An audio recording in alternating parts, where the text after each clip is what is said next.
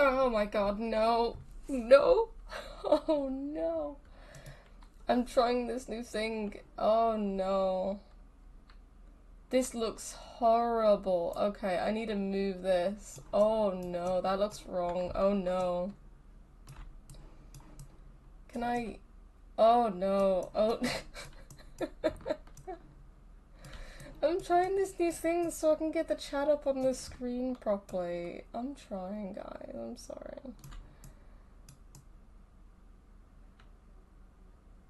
I should have like a background on this because it just doesn't look right like that.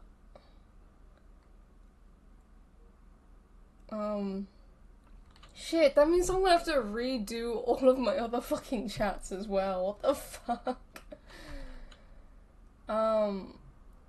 Hi guys, hello Bashesh. I am trying to have a better, like, grasp on putting the chat on the screen.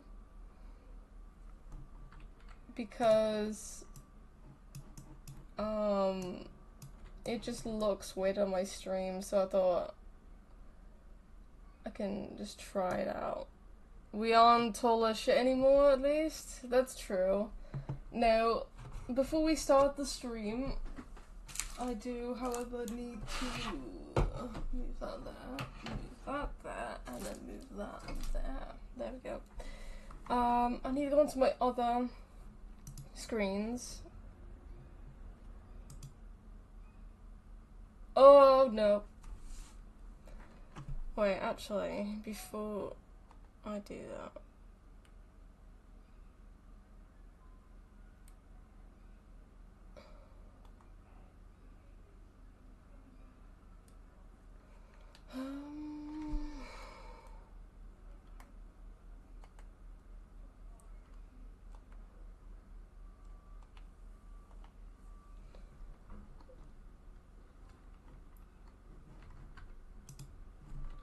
Because it's all tall and weird now.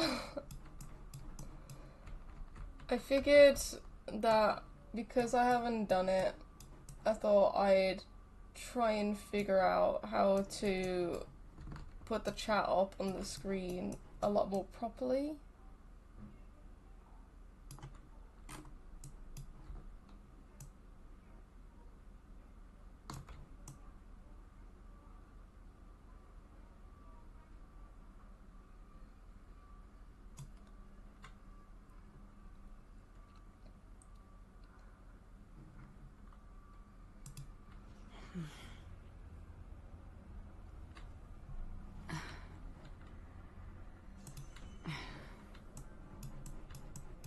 Usually it's this screen that it all goes to hell on.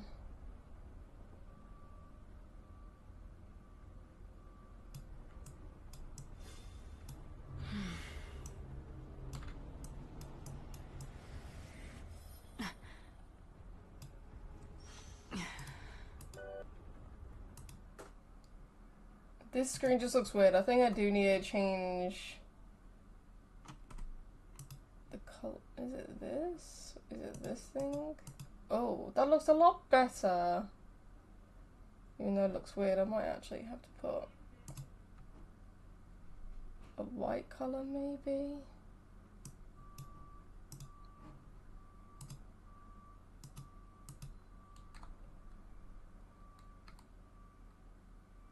Like on the top of it? Like, I don't even know. Is it even working? Hue. I don't know what that means.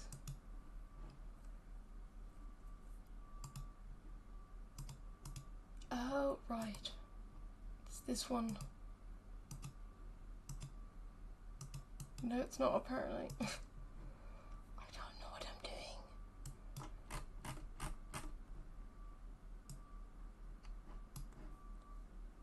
Okay. Pick screen color, that. Do that. Still not showing up on the screen?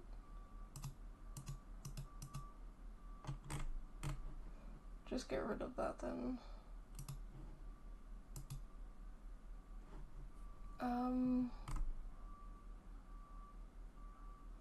The thing is, I want to see how far up the chat goes because this chat is weird. Let me just go back onto the thing because I don't know how much. In there, thank you for watching stream with the stream and someone killed me. Oh, sorry about that. I need to go back onto the website to change the thing.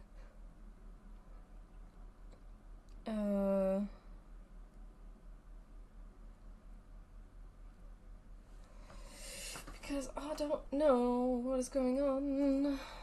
I don't know how to set it up.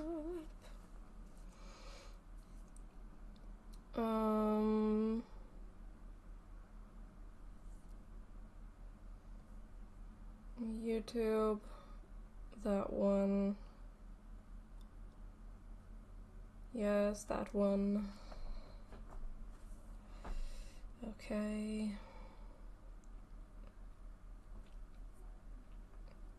Then go to that.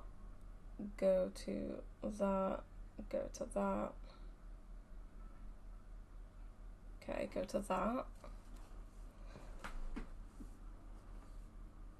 I do apologize, guys. I'm literally trying my best to sort this all out.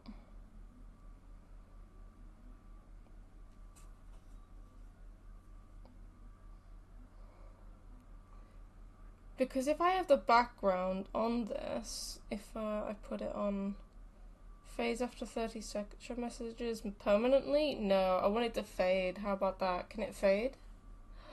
Yo, can we actually have some fading in the chat? Yo, wait. I'm just gonna put that. Let's see what happens in the chat when that happens.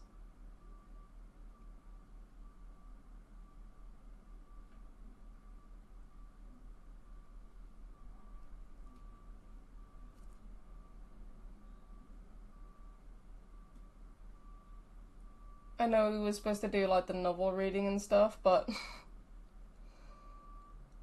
30 seconds. Messages are delayed by 2 seconds. Okay.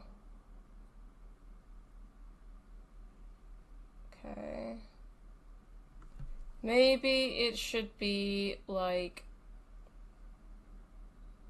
maybe 10 seconds, because that seemed a little bit too long, because I don't know how much it's gonna affect it. So if I put a dark chat thing on, this is what it looks like on the screen. So I need to figure a way how to change that, change the sizing. Oh shit, no, delayed by 2 seconds. Yeah, got that. Text settings.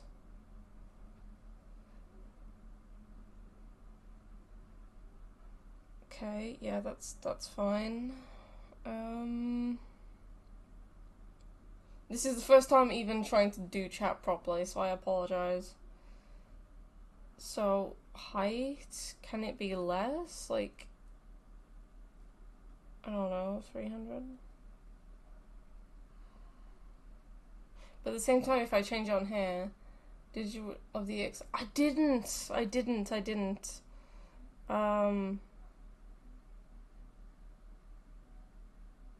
If I change that though, it's gonna be weird. So I don't want to change that. So what was that again? 400.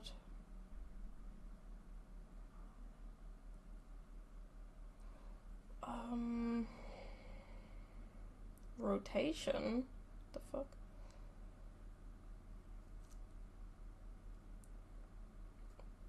I mean, it should be better, I think. Custom, save.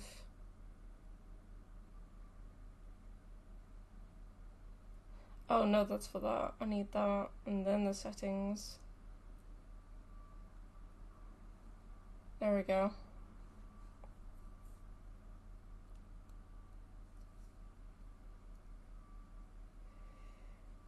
Alright. Well, that's what I can do for today, I guess. Oh. So this chat will be the same. That will be like that. And I think my Elgato is frozen again. That's not a surprise. This chat, did I change this chat? Wait, am I just going to show the things permanently real quick?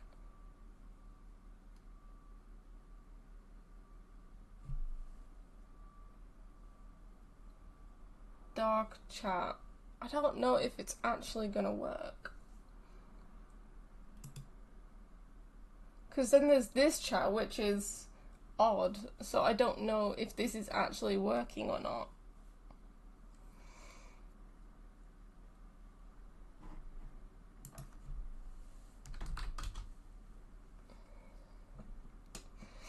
So I need to see what's in the chat so that I can do that. Yo, what's up, Annie? Welcome. Shit, okay.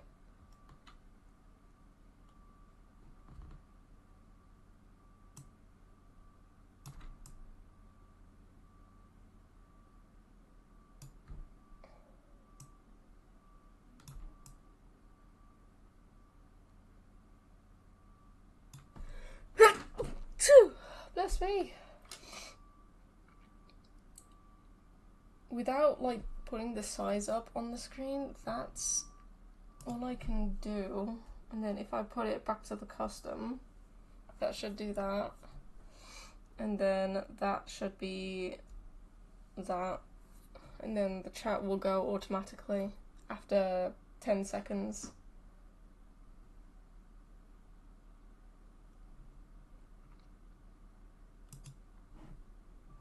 Okay.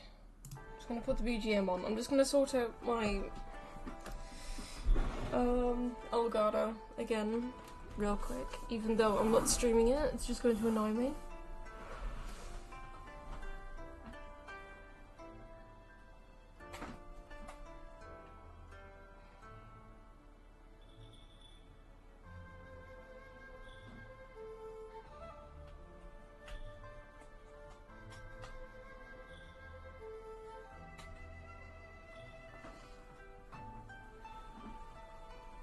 It has no red light, so we should be fine on that one.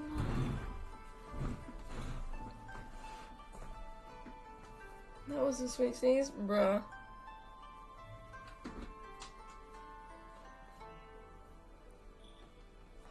Okay. It's interesting how I should have done like a test stream for this, technically, just so that I could sort it all out. I'm just glad that I can actually do this on my phone rather than on my PC, because my PC would die on me. Let's see if the game players come back up. That would be a no. Okay, Elgato, please, like, pop up now for me.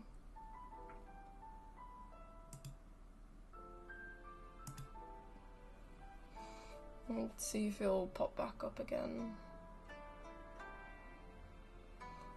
Is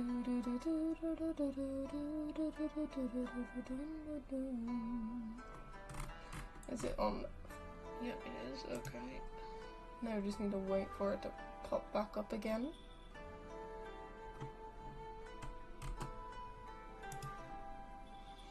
But now I need to put this down so that I'm in the front of it.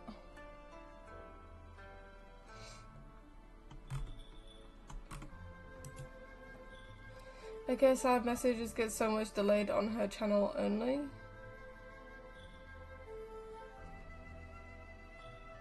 Yeah, most likely. And I can hardly see your messages on the overlay, so that's not going to be a good thing.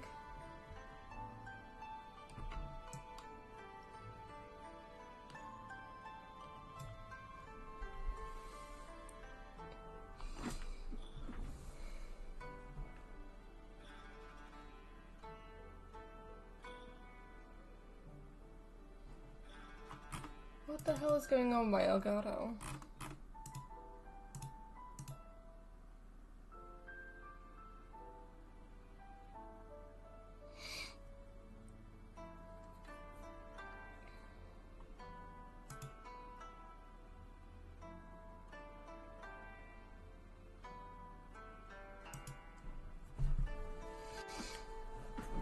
there a red light on my Elgato?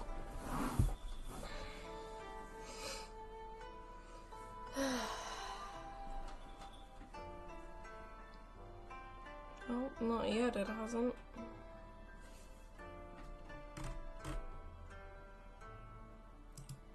Configure video. Well, it says that it's there, but I don't know what's up with it. There's nothing to do in Honkai style, it feels boring. Oh no, it's out of the thing as well.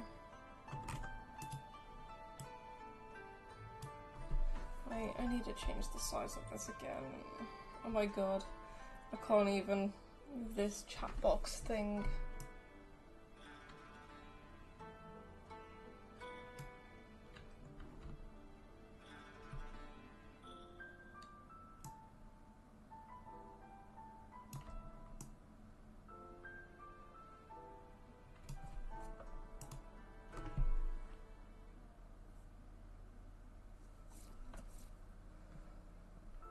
Okay.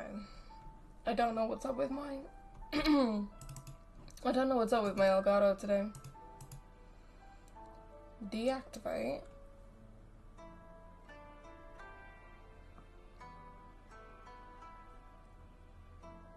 And then reactivate.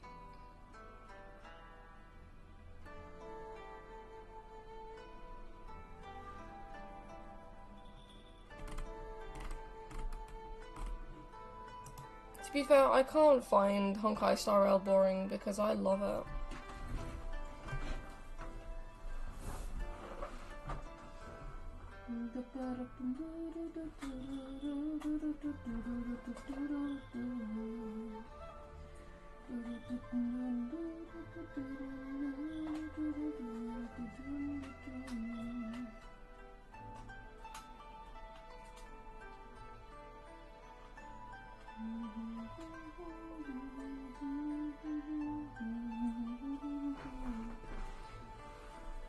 No red light again.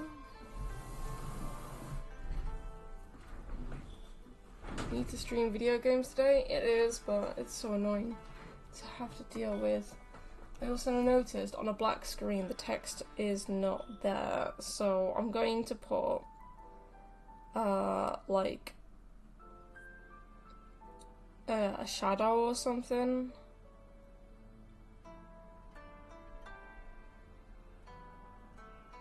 Text shadow, secondary text shadow. I don't know what that shadow is.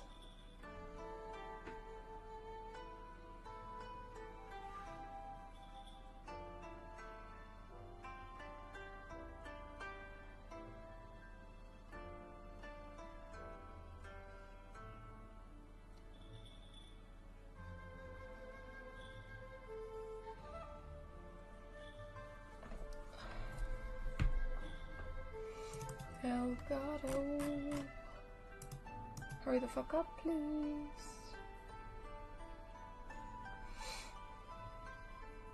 Been streaming for 20 minutes and I've yet to do the novel reading. Yay. Okay. Just put it on buffering enabled so it's gonna stop for a second.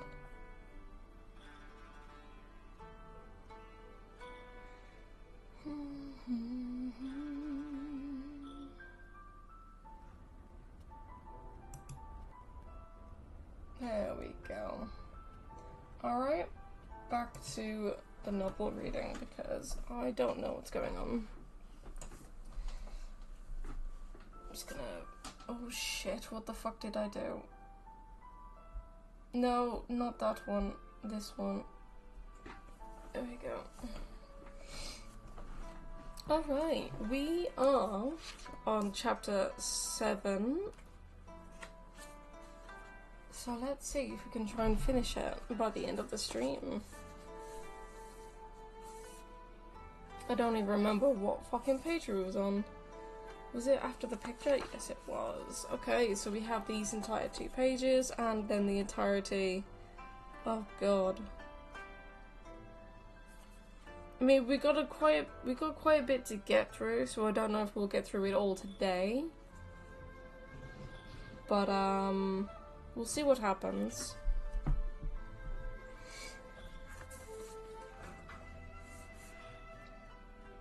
And I'm hoping my stream's okay.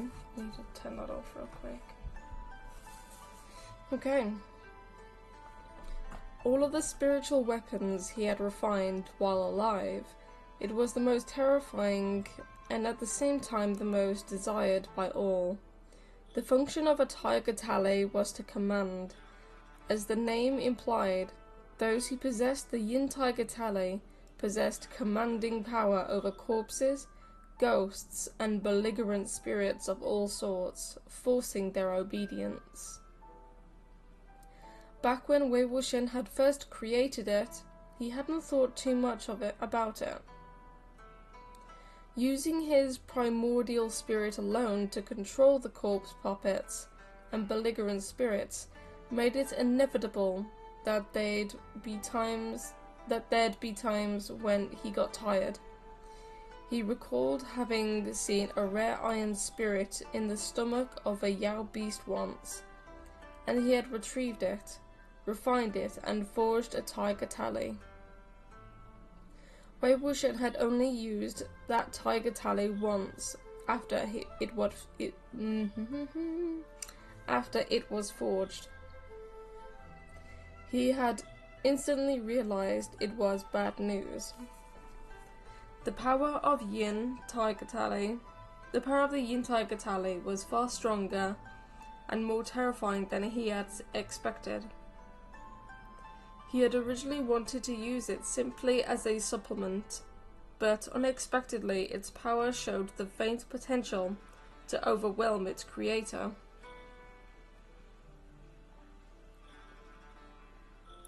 Moreover, the thing didn't recognize any one master. If someone got their hands on it, no matter who that person was, good or bad, friend or foe, it would be theirs to use.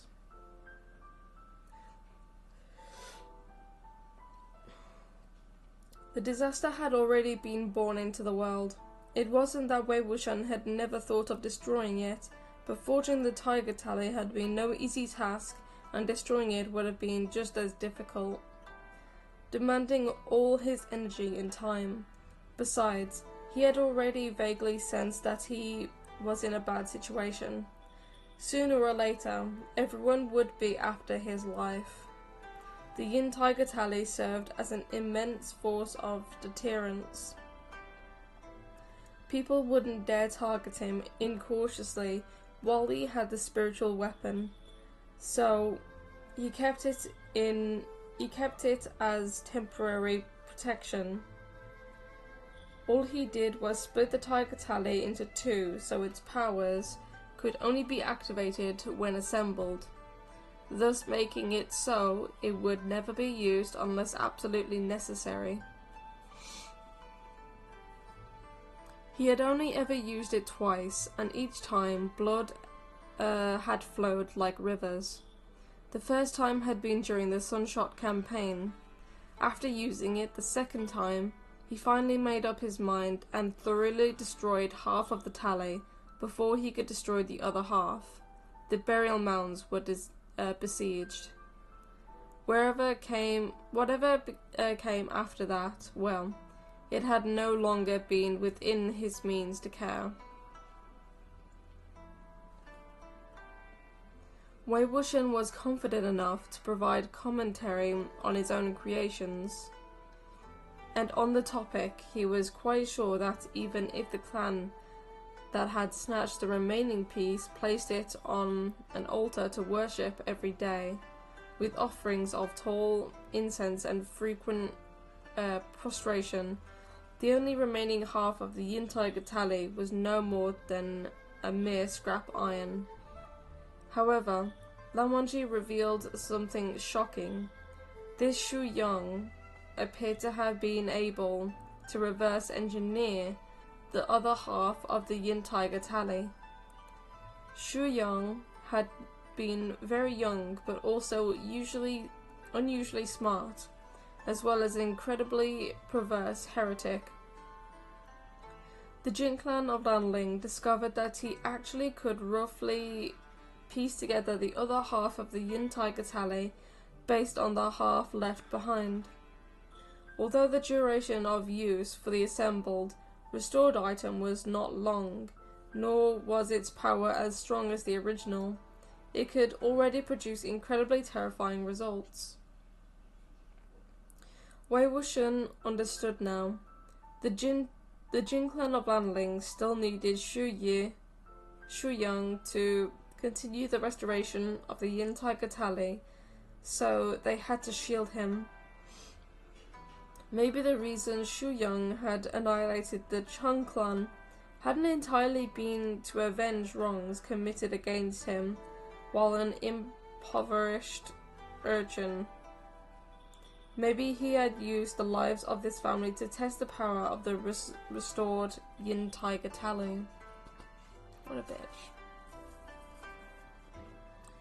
No wonder the rumors had connected Wei Wuxian with the clan extermination case.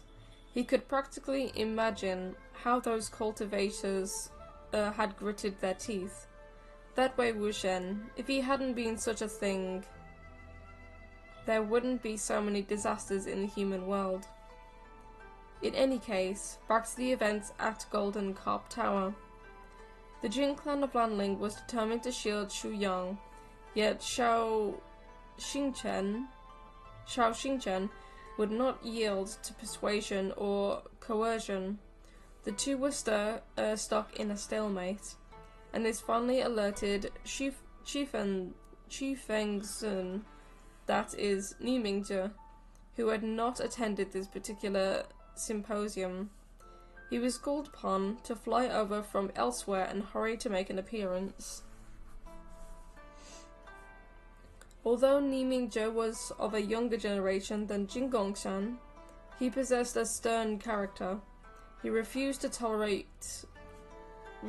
appease, and after a severe scolding, Jin Gongshan was too embarrassed to speak and lost a great deal of face.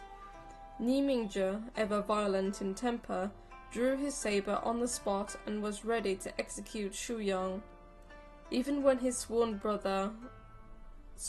younger brother, Long Fengzhen, that is, Jin Gongyao, went up to smooth things over, he was furiously told to leave and viciously berated until he hid behind Lan Xichen, not daring to utter one more word. Oh my god, my voice. My voice just made a crack. It's great. Behind Lan Xichen, not daring to utter one more word. Finally, the Jin clan of Lanling had no choice but to concede.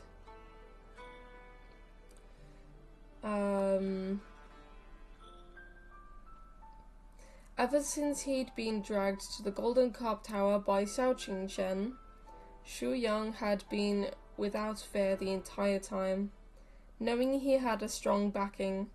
Even when Ni Mingzhe's saber had pressed against his neck, he was still grinning happily. He's a psychopath. Before he was carried away, he said quite warmly to Xiao Xingchen, "Doshang, don't you forget me. Just you wait and see." Having listened thus far, Wei Wuxian knew that wait and see was a certain promise to make Xiao Qingchen pay an incomparable, inscrutinizing price.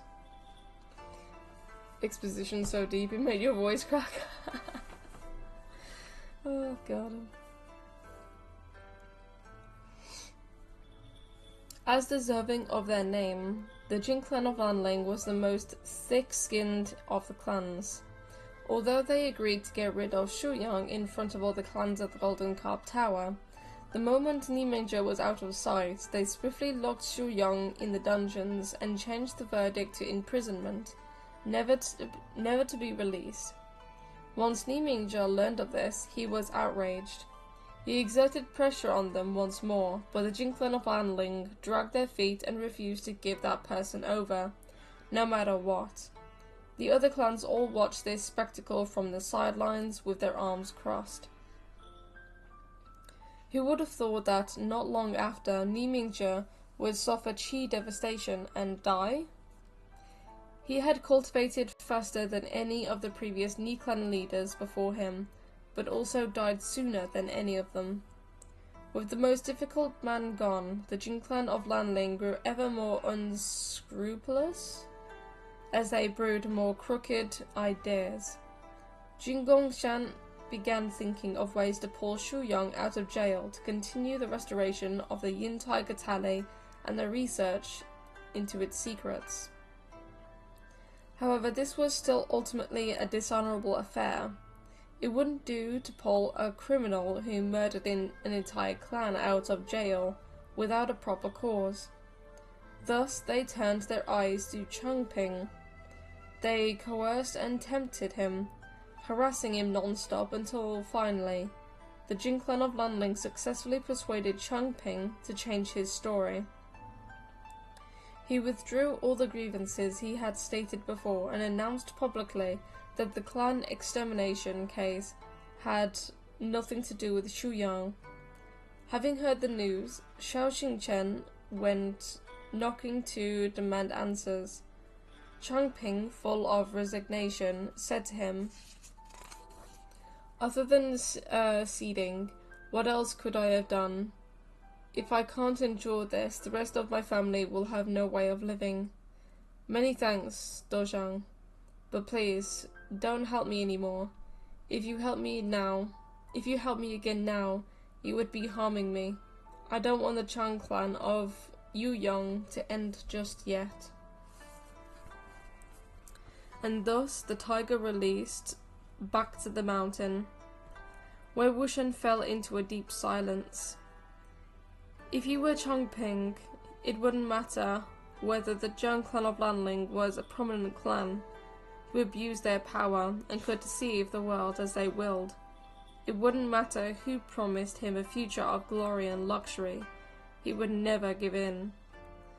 On the contrary, he would personally visit the dungeons at night and cut Shu Yang into pieces alive, then summon his spirit back to do it again, over and over, until the boy wished he'd never been born into this world. However, not everyone shared the urge to drag an opponent down along with them. There were still several family members alive, and Changping himself was still young. With no wives or children, he had only just started on the path of cultivation. He had to carefully weigh his options, no matter whether it was the lives of his remaining family or his future and cultivation being threatened. After all, Wei Wuxian wasn't Changping. He couldn't be outraged on his behalf, nor could he help him bear his fear and endure this torture of both body and mind. After Shu Yang was released, he carried out his revenge. As expected, except he didn't enact revenge on Xiao Xingchen. Xiao Xingchen had emerged into the world alone and only made one good friend after descending the mountain. This friend, known as Son Lang, was also a reputable Taoist at the time. Aloof, proud, and highly regarded, the two had both wanted to establish a sect that focused on shared ideals rather than nepotism. I don't even know what that even means. They could have been considered the best of friends, and they shared the same aspirations and interests. People of their time described them in such words. Why am I tired? Every time I read, I get tired. The hell? Xiao Xingchen, bright moon, cool breeze, ever distant. Song Zichen, dauntlessly scorns the snow and frost. And so Shu Yang decided to target his attack here. He reused the same tricks to thoroughly annihilate Baishu Temple, the place where Songlan had grown up and studied. In addition to that, he hatched and successfully carried out a plot to blind Song Lang's eyes with caustic powder. Yeah, he went blind after that. I hate him for that. This time he was experienced in the clan annihilation. He was exceptionally efficient in the act, leaving no clues behind. Drink some cola? I don't have cola.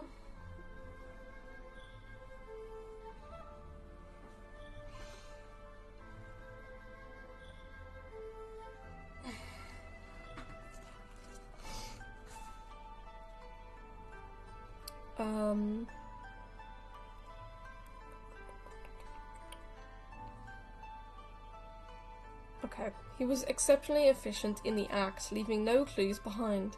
While everyone knew it was definitely him, what was the use in knowing? There was no evidence. Jin Gongshang was purposefully shielding him, and on top of that, Qing Fengzhen, on the thunderous temper, had passed away. Shockingly, there was no one else who could do anything about him. Having listened to this point, Wei Wuxian suddenly found it a little odd. Although Lan Wangji seemed indifferent to worldly matters, I swear to God, if I keep yawning, I'm gonna cry.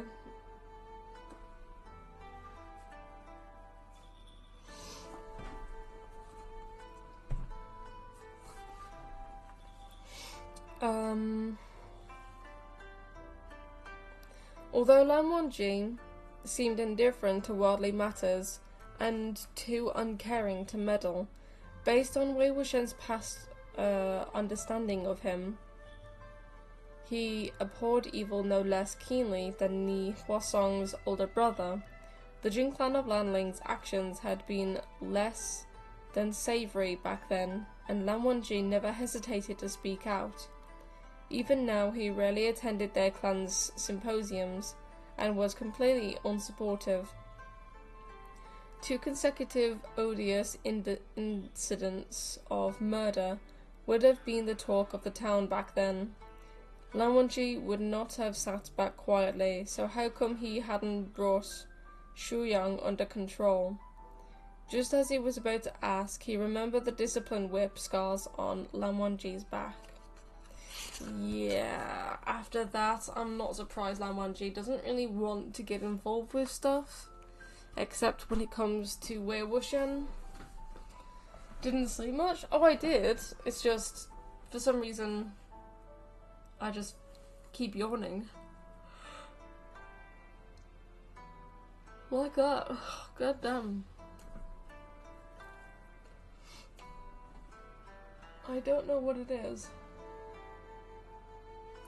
I'm just gonna put my glasses on real quick to see if my eyes are less strained. Oh, and there's a picture of Shao Xingchen and Song Lan.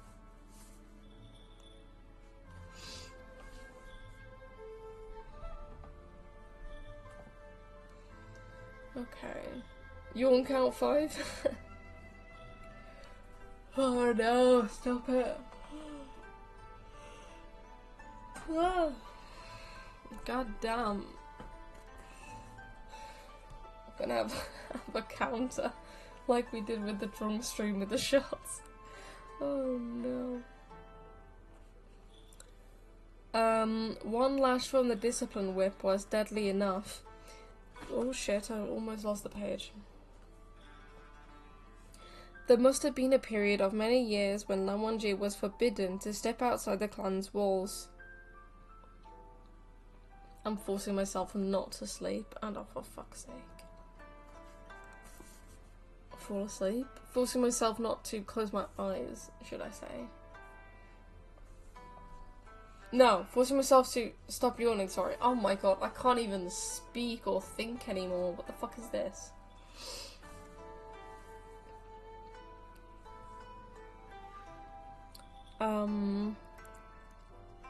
if he had committed a grave crime that resulted in so many lashes. These incidents had probably happened when Lan Wangji was being punished, or when he was nursing his wounds. No wonder he only said he had heard rumors. Those scars really bothered Wei Wuxian for some time, but it wasn't his place to ask directly, so the feeling would have to be suppressed for the time being. He asked, "So what happened to Shaoxingchen, Dosheng, after that?" After that, of course, the curtains could only drop dismally on this play. Sorry.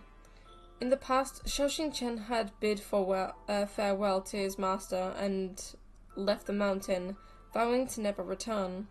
He took his promises very seriously, but Songlan was blinded and had suffered further grave injuries, and so he broke his own vow. Carrying Songlan on his back, he returned to Boshan Sanren's hermitage to beg his master to save his good friend. In consideration of their past relationship as master and disciple, Boshan Sanren accepted his request. Shaoxingchen thus descended the mountain again, and his whereabouts had remained unknown ever since. Another year passed before Songlan also emerged from the mountain. The people of the world were astonished to find his once thoroughly blinded eyes could see light anew. But the truth was, it wasn't that Boshan Sanren's healing abilities were godly, but that Shaoxingchen had dug out his own eyes and gifted them to Songlan, who had only been caught up in the mess because of him. Songlan had wanted to seek revenge against Shu Yong at first, but by then, Jin Gongshan had already passed away. So basically, he cut out his own eyes and gave it to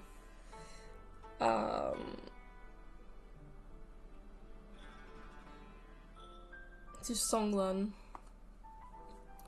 so that he could see again.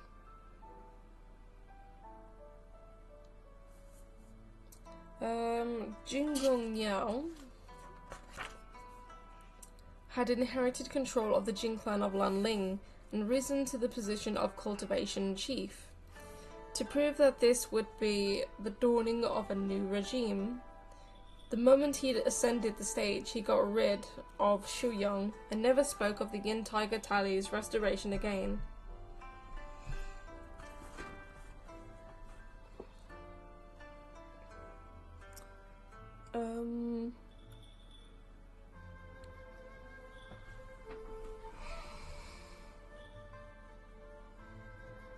I literally went in the shower just before I started streaming. I don't understand why I'm tired. The water should have, helped me wake up. I don't get it.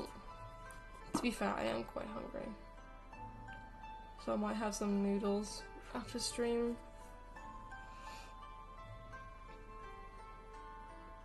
In the hopes of restoring his clan's damaged reputation, he implemented all sorts of restorative and reassuring measures to push any rumors down. Songlan pursued the lingering traces of his good friend of times past. At first, one still heard talk of where he had gone. However, as time passed, there was no more words to be heard. God damn fucking voice crack motherfucker.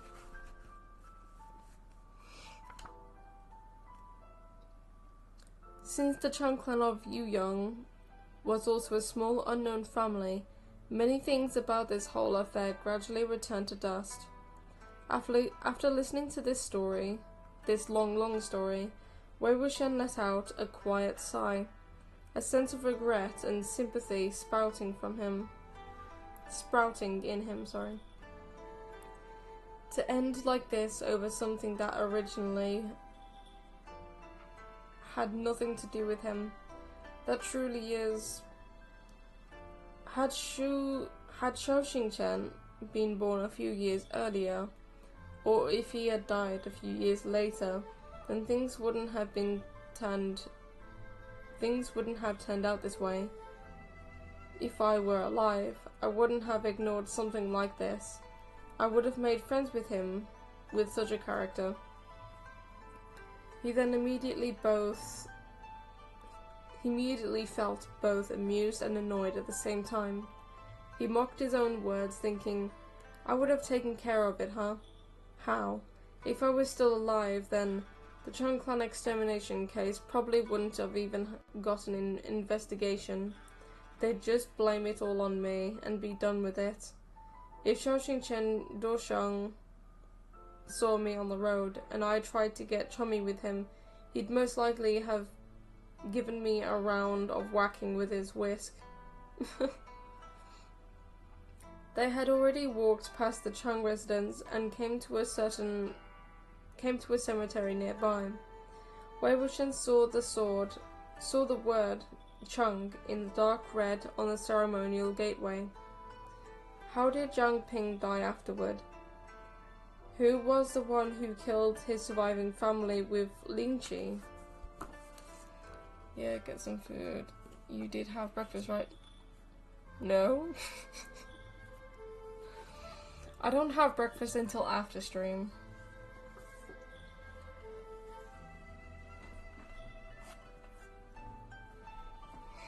I normally have something after stream, which is before work, and then I have my actual food after work. I don't even know if I've got work today because yesterday they told me to go home because of the riots and the protests and stuff going on in the UK right now. So they said that I should go home. But I don't know if we're open today.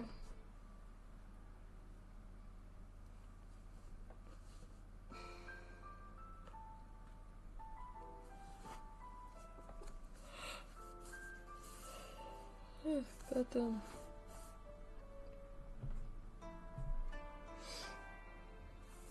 Okay, here we go. Lan Wangji hadn't yet answered when through the blue-tinged colours of dusk there came the bang bang bang sound of a door being slammed. At least, the sound resembled a door being slapped, but at the same time it wasn't. It was forceful and panicked. Without a moment of pause, it also sounded dull, like it was separated from their ears by a layer of something. The two both froze. There were only 50 members in the Zheng clan of Yuyong, and presently they were lying in their coffins, banging on the lids from the inside. They were banging wildly, just like the night when they had been terrified to death, but no one would ever answer and open that door for them. Oh.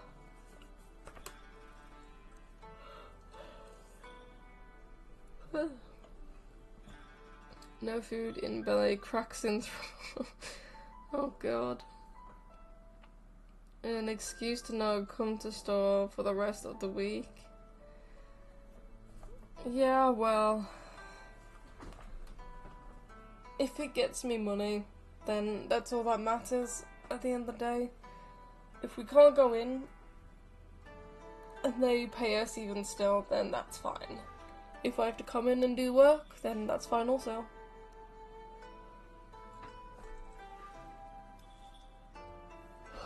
God damn. I don't know what's up.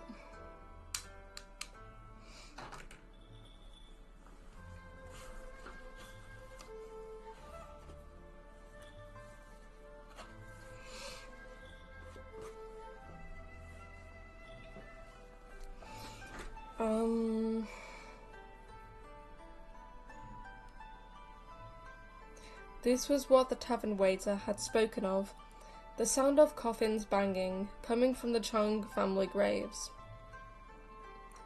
But the tavern waiter had also said the hauntings took place 10 years ago and had long since stopped, So why had the banging just so happened to start again the moment they arrived? Wei Wuxian and Lan Wangji restrained their breathing at the same time and noisily slunk closer. Once they were leaning behind the pillar of the ceremonial gateway, they both saw that at the center of the cemetery, among the tombstones, there appeared to be a hole. It was an extremely deep hole, and next to it were mounds of dirt that appeared to have been recently piled there. A soft sound came from the inside the hole. Someone was digging graves. The two quietly held their breath and watched intently, waiting for the person inside the hole to come out on their own. Not half an instant's time later, two figures leaped lightly up from the open grave. Luckily, both Wei Wuxian and Lan Wangji had good enough eyesight that they were able to tell it was two individuals. They were firmly attached to one another like conjoined babies, with one carrying the other on their back. They were also dressed entirely in black, so it was extremely difficult to discern details.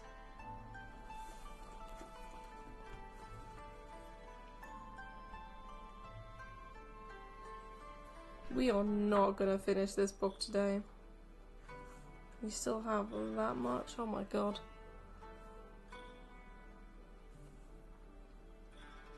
I might do an extra stream later when I come back from work just so that I can finish this book off today.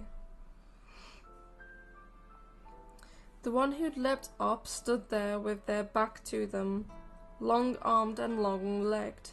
The one carried on their back, however, had their head and limbs drooping, with no sign of life. But that was how it should have been, since it had been dug out of a grave. It had been a corpse, thus lifeless was normal. Just as Wei Wuxian was thinking this, the gravedigger whipped their head around and saw them. The person's face was shrouded in a thick black haze. Their facial features and appearance couldn't be discerned at all. Wei Wuxian knew the person must have cast some sort of strange spell to conceal their face. Lan Wangji had already brandished Bishan, swept into the cemetery and crossed swords. The gravedigger reacted extremely fast. When they saw the blue glare of Bishan's attack, they made a hand seal and summoned their own streaking sword glare. However, this sword glare was the same as their face, all wound up with a rolling black haze, so its colour and aura couldn't be discerned. With the body carried on their back, the gravedigger was forced to fight in an odd posture. The two sword glares clashed multiple times before Lan Wangji called Bishan back. He gripped it in his hand,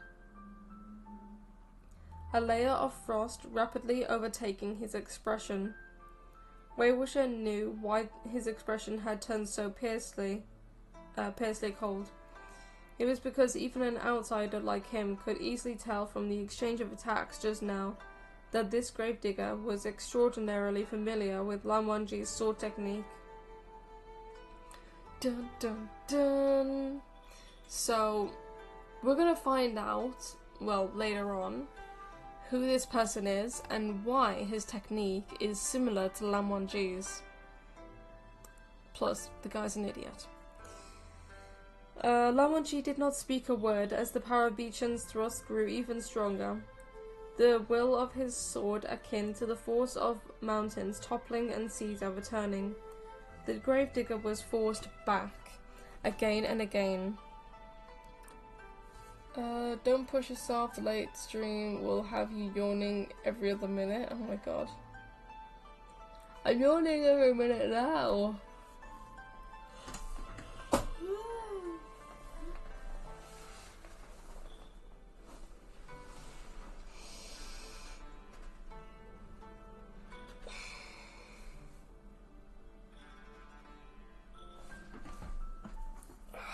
Goddamn.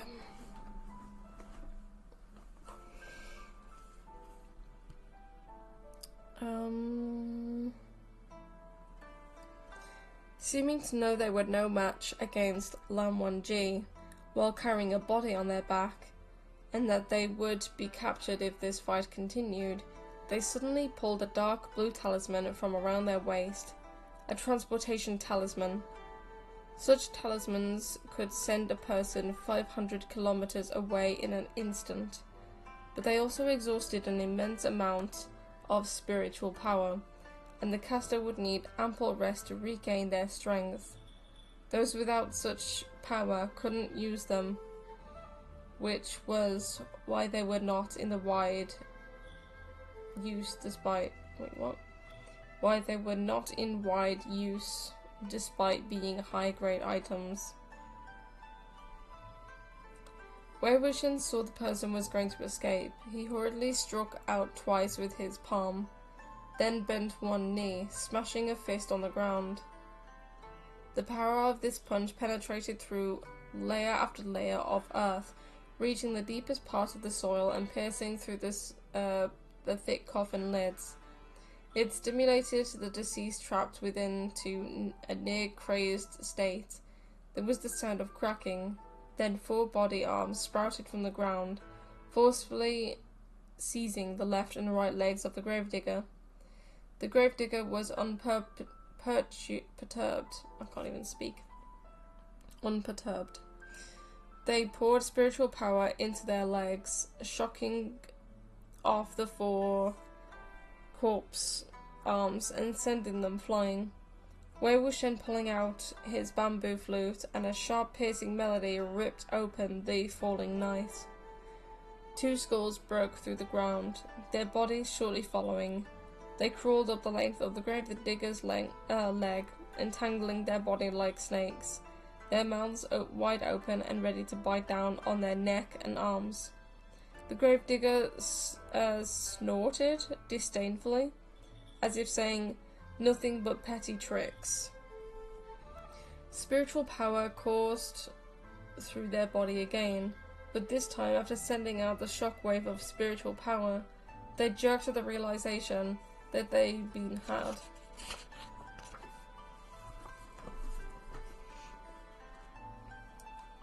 Oh, I remember this, because, yeah, never mind. They had sent the corpses on their back flying as well. Wei Wuxian laughed maniacally, slapping a tombstone. Lan Wangji, on the other hand, seized the limp corpse with one hand while the other lunged with beacon.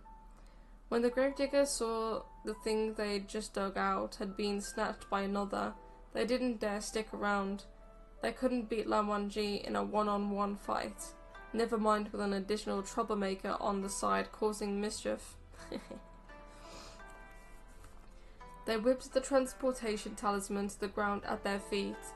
There was a huge boom, blue flames rolling toward the sky, and their figure vanishing within.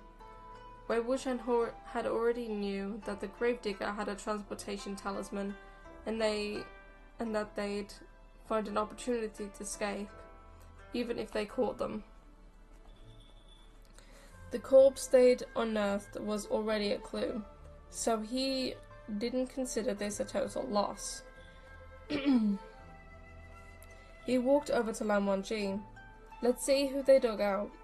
He was slightly taken aback once he saw. The head of the corpse was surprisingly already oblongened. I don't know what that means. The gaping wound didn't show any blood or brains, but rather wads and wads of cotton that were already slightly blackened. Wei Wuxian yanked, and the head came off easily, dangling the exquisitely made fake head. He said, "What the heck is this? There's a fake corpse made of cotton and rags, buried in the Chang family cemetery?" Only then did Lan Wangji take the corpse. He weighed it to his hand and realized that there was something odd afoot. "It is not all fake." Wei Wuxian felt the corpse all over and discovered its 4 limbs were limp, but the chest and abdomen area were hard and solid to the touch. He ripped the clothes off to see, and sure enough, the torso was real. But the other parts were all fake. This torso also belongs to the demonic hand, funny enough. The head and 4 limbs made of cotton must have been used to deceive this torso to make it think it was still attached to its master. So basically, the person who split apart these different body parts tried to make people deceived, so they made it look like it was a fake body so that people wouldn't, like, you know, take the torso. But because of the situation right now with the demonic hand and the mystery behind it and the Yin Tiger Tally and a lot of things going on with the Jin clan of Lanling, that's when the person who did cut the body apart wants the body back, or is trying to get rid of the body so that Wei Wuxian and Lan Wangji cannot find out.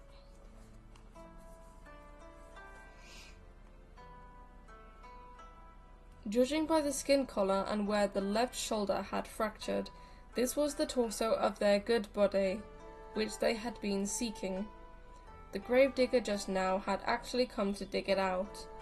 Wei Wuxian rose to his feet. It seems the corpse hider has already taken notice of our investigation into this case. They were afraid we'd dig up the torso, so they came to transfer it. He arrived just in the nick of time and ran into them. But his tone took a turn. Why was that smoke mask so familiar with your clan's sword technique? It was evident that Lan Wangji was pondering the same thing as well, as the layer of frost on his face had not yet fully subsided. Wei Wuxian said, "That person's cultivation sure was strong enough that they could withstand the exhaustion of using a transportation talisman. They'd also cast a spell on both their face and sword. I can understand casting spells on your face. You don't want people finding you out, duh. But an unknown cultivator on their sword, unless their sword had a bit of reputation within the cultivation world. And it's famous enough that people could recognize the sword glare." Dun dun dun. In that case, they'd have no choice but to conceal it, since they'd been exposed the moment they brandished their sword. Wei Wuxian had asked cautiously, "Han Gongzhen, when you were crossing swords with him earlier, did you think they were someone you're very familiar with? Anything more specific than that would be discourteous to say. For example, Lan Xiten or Lan Qiren." Lan Wangji replied with certainty, "No." You would think if they didn't want the body to be found, they would have it burnt or dissolved. As a disclaimer, I am not a criminal. I think it was because they needed it somehow, or it was part of a certain plan, which obviously you guys will find out later on in the story, because it doesn't really pop up now. God damn it. How much further?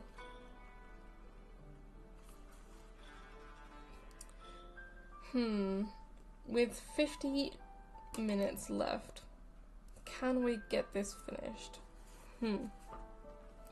We shall see.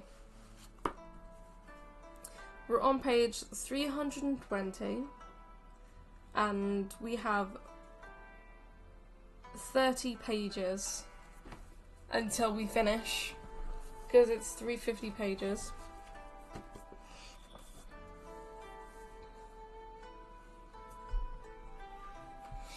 Wei Wuxian had full confidence in Lan Wangji's answer.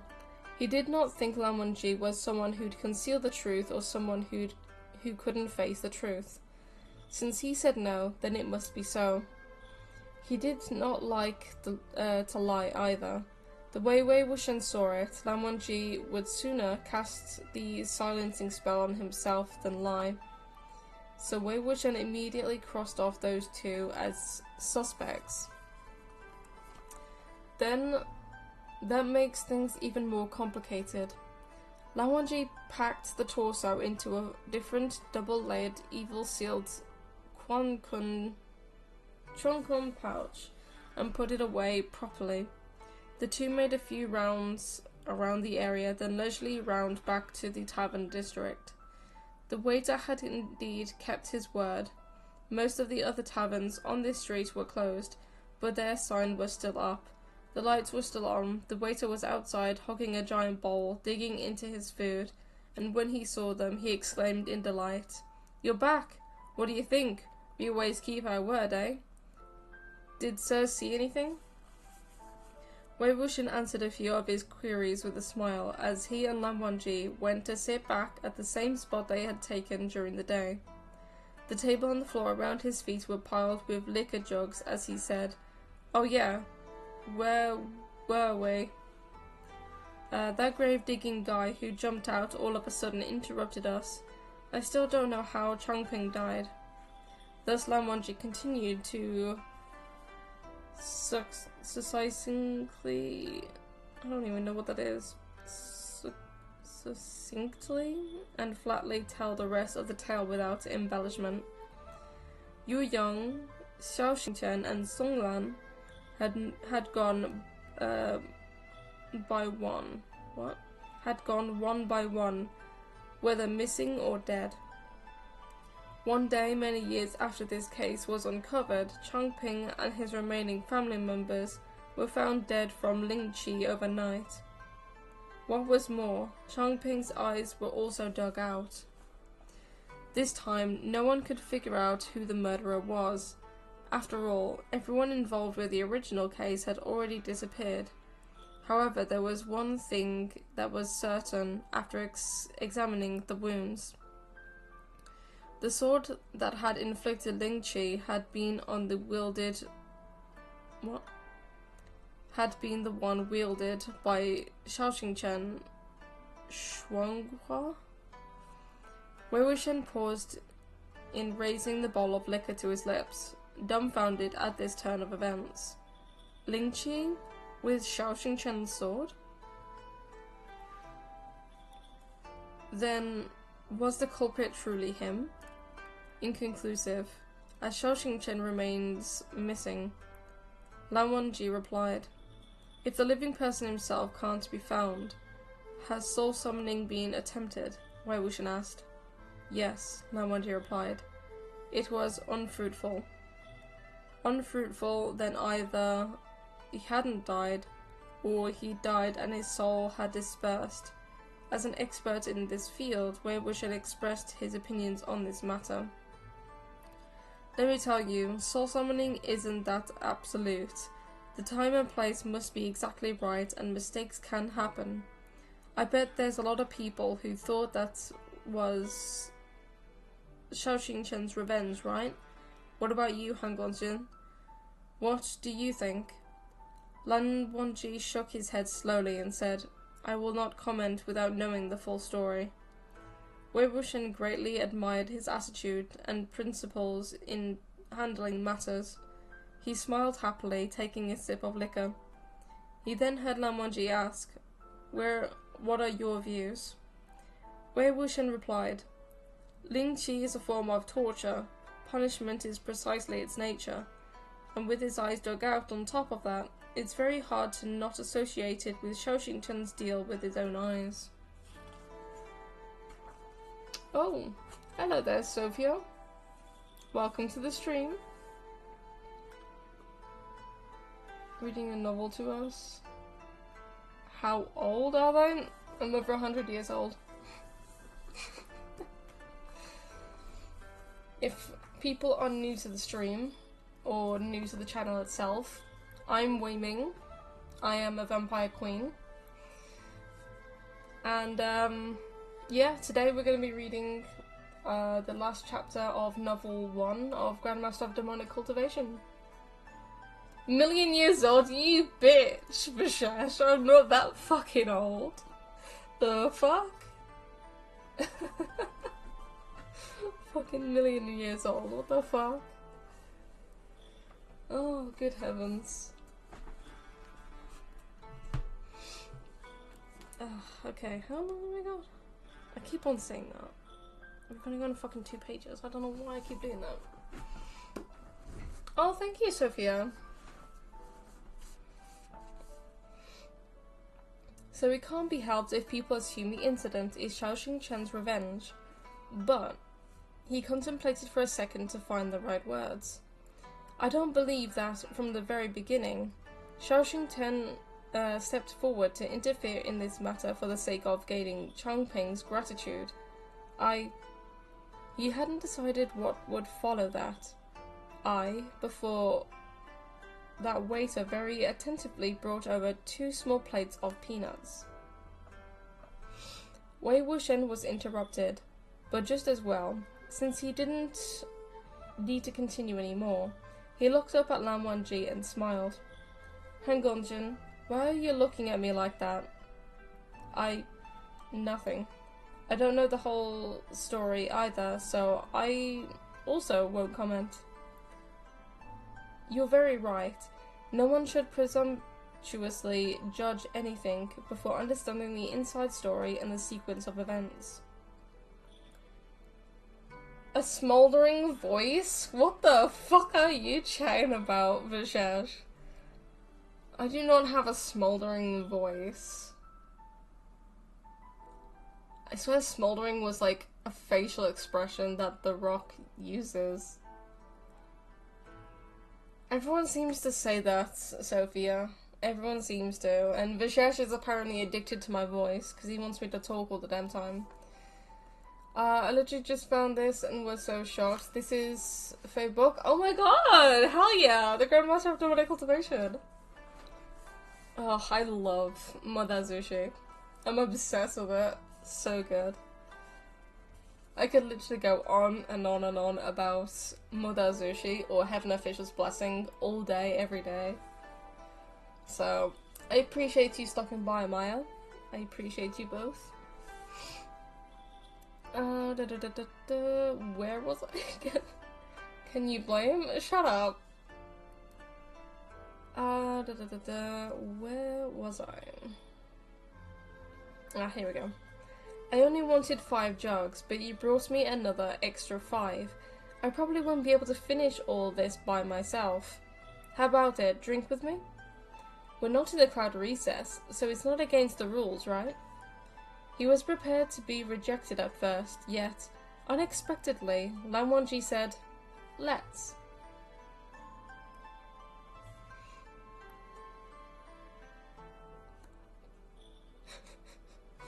Wei Wuxian.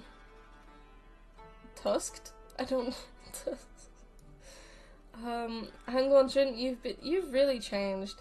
In the past, when I drank a tiny jug in front of you, you were super mean. Trying to throw me over the wall and hitting me too. And now you're even hiding Emperor's Smile in your own room, drinking in secret. Lan Wangji fixed his sleeves and said quietly, I did not touch a single jug of Emperor's Smile. Wei Wuxian teased, Why are you hiding the jugs then? Keeping them for me? Fine, fine. You didn't touch them. I believe you. Alright? I won't mention it anymore. Come, I absolutely have to see just how many cups it'll take for a land descendant and an abstainer from drink to collapse. Oh my god. It's funny how the Lan clan cannot take their drinks. Oh my god, it's like me! Oh my god. Vishesh.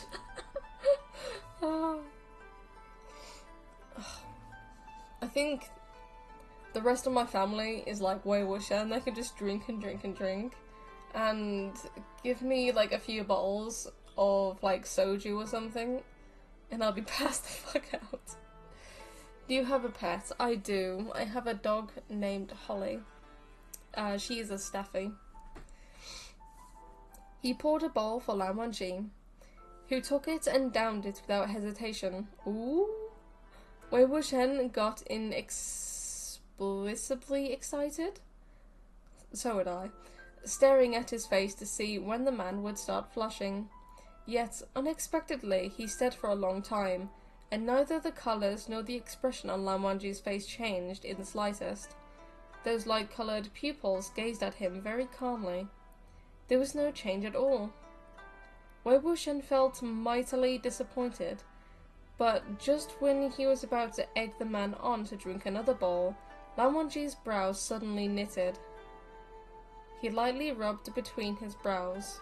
A moment later, with one hand propping up his forehead, he closed his eyes. He fell asleep? He fell asleep! That is literally you. Shut up, Vajash. Normally after drinking liquor, one should first become drunk and then fall asleep. How could Lan Wangji skip the drunk step and go directly to sleep? What he wanted to see was the drunk part. Don't worry, that comes later. Oh, I just remembered what happens later on in the story when he gets drunk. Oh my god, my heart. I forgot where I was, there we go. Wei Wuxian waved his hand at Lan Wangji, who looked stern and upright even in slumber, clapped next to his ear. No answer. The man was surprisingly a one-bowl lightweight. Wei Wuxian had never expected such a situation. He slapped his own leg, contemplating for a moment, then circled his right arm around Lan Wangji's shoulder, carried the man out of the little tavern, dragging and pulling all the way. Do you play Roblox? I do not. I played it once growing up and didn't play it again. He was already infinitely used to finishing things out from Lan Wangji's person, so he took out the money pouch and found them 2 rooms in an inn. He dropped Lan Wangji off in one of those rooms, removing his boots and tucking him into bed, and went out while it was still night. Wei Wuxian had made his way to a remote place outside the city, where he took out the bamboo flute on his waist, pressed it to his lips, and played a segment of a melody. After that, he waited quietly.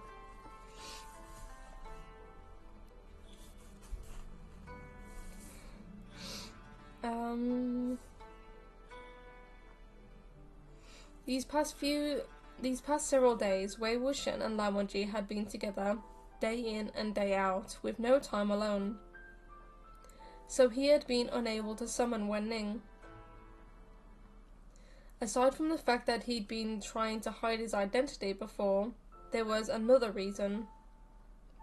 There were lives from the Lan clan of Gorsu that had been lost at Wen Ning's hands.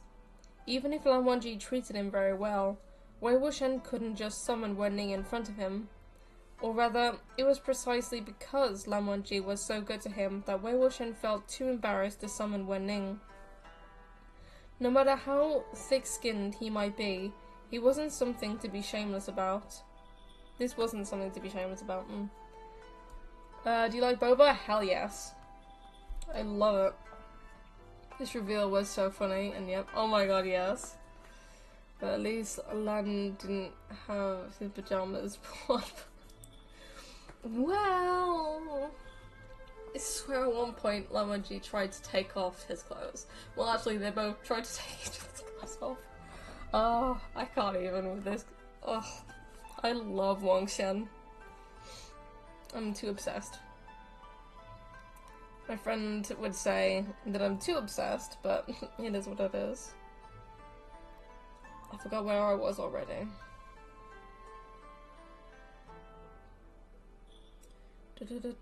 Okay, aha, here we go. When his mind came back around, there was already an ominous clicking sound drifting to his ears. The figure of Wen Ning, his head hung low, surfaced beneath the shadows of the city wall ahead. He was dressed entirely in black, melting into the darkness around him. Only those pupil eyes were glaringly white, savagely white. Wei Wuxian folded his hands behind his back and slowly circled the man. Wen Ning shifted, seeming to want to circle along behind him in his steps.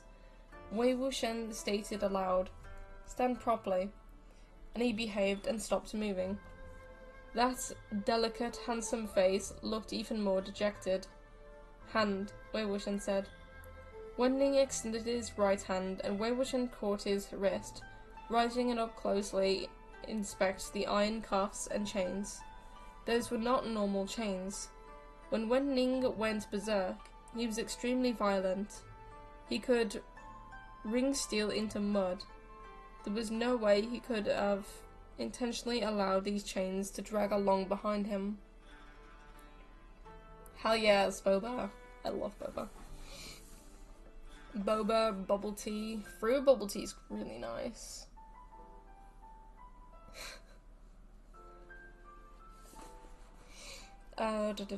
Chains to drag along behind him. Okay.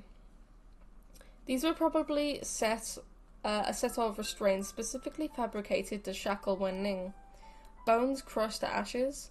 Even the remnant pieces of the Yin Tiger tally was being painstakingly restored. Of course, certain clans would also be drooling over the Ghost General. How could they bear to have him crushed to ashes? Wei Wuxian sneering and stood next to Wen Ning. After some thought, he reached out and started slowly kneading around in his hair. The one who kept and locked up Wen Ning must have forbidden him from thinking on his own.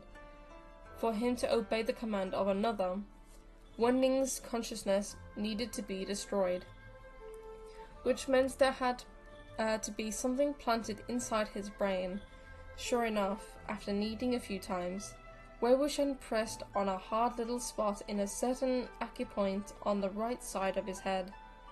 He put his other hand on the matching place on the left side of Wen Ning's head, and there was the same hard little object. It seemed to be something like the head of a needle. Nail, sorry, not needle. Oh my god, I love this scene for no particular reason. Not purely for what happened when Nobody should have. Oh my god, yes. Yes. I remember the scene as well. So good. To be fair, there's a lot of scenes, like the incense burner chapter and stuff like that. I really can't wait to read that. That's so much. I can't even. If my friend Dan came into the stream and listened to me reading the incense burner chapter, by God, he would just leave on the spot. He would not want to be in there. Oh, that's so funny then. But Mythical, welcome also to the stream. I appreciate you stopping by. Where is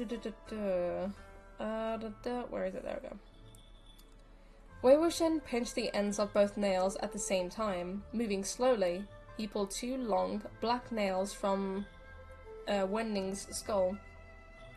These two black nails were several centimeters long, their thickness that had that of a red string that strung jade pendants, and they were buried deep inside Wen Ning's skull. The instant the nails were out, Wen Ning's features trembled lightly, and a layer of something like black blood vessels spiderwebbed within the white eyes of his eyes. He appeared to be enduring the pain with immense effort.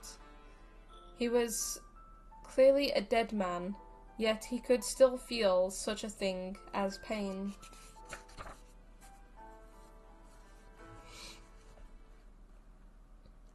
The nails were carved with intricate and complex patterns. Their origins must be extraordinary, and the skill of the one who had created them might have been considerable. If Wei Wuxian wanted Wen Ning to recover, he would have to wait for some time. Wei Wuxian took the nails away, then looked down at the iron chains around Wen Ning's wrist and ankles. Dragging those clinking and clanking things around with him all the time won't do. I'll have to find a spiritual sword to cut them off. The incense burner isn't YouTube friendly at all, is it?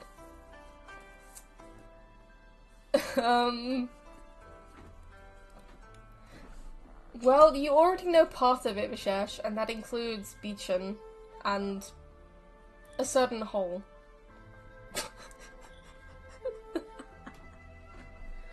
So you already know, like, some of it. But that's like on the second or third part of Instance chapter. That's not even the first section. Oh gosh, I remember the first section. Oh no. Oh my god, I can't even wait. But that's like, well, this is the first book and we've almost finished with the first book. So we have, if we're going on to the second book, there'll be three books left. So yeah, of course, Beechin, my favourite sword. Oh gosh. The first one that came to mind was, of course, Lan Wangji's Beechin. Oh no. Oh my god.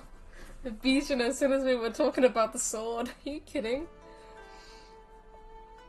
Although taking a Lan sword to help when Ning cut off those chains didn't feel quite right. Well, neither is putting it somewhere else. But okay. That was the spiritual sword he could most easily take, and... oh, hello, what? And he couldn't possibly leave Wen Ning like this, dragging around such a burden. Oh my god, I can't even. Can't be read on YouTube, you will be banned so fast. Oh no. Has anyone else tried to do it? I swear, people have read Matazushi, right? I don't even know if anyone's actually read the Incense Burner chapter. I know that there have been like the comic stuff with the Incense Burner, including like stuff in the manhwa and the extra bits, but you gotta use emphasis or something when you read that chapter. I can't even. Oh, that chapter's gonna be like the best. Oh, I love it. I have not read it in the book, but I've read it in the comic, and by God, I think it's not going to be allowed on YouTube. I don't think. It's too explicit. Where was I? Wei Wuxian thought, how's this? I will go back to the inn right now. If Lan Chan is awake, I won't borrow the sword. If Lan Chan is still asleep, then I'll borrow Beechin for a bit. Oh, don't say that. Don't say that, Wei Wuxian. Because then I'm definitely going to think of the fucking Incense Burner chapter. Oh, God. With his mind made up, he turned right around. Unexpectedly, Lan Wangji was standing right behind him. Ooh! He knows that you're there. Wei Wuxian's emotions were in a jumbled state after summoning Wen Ning, so it couldn't be helped that he wasn't sharp and alert. As for Lan Wangji, if he hadn't wanted anyone to notice his arrival, that was a simple feat for him to accomplish. So the moment Wei Wuxian looked back, he saw beneath the moonlight that icy face that was even colder. His heart stopped for a second, and he was very slightly startled. Oh my god, yeah, the scene, yeah. Oh my god, I love the scene. And he's drunk as well. Wait, where are the... Oh no, that doesn't come until later on, does it? With the whole wrapping his wrists with the forehead ribbon. Oh my god. I can't remember what happens after this.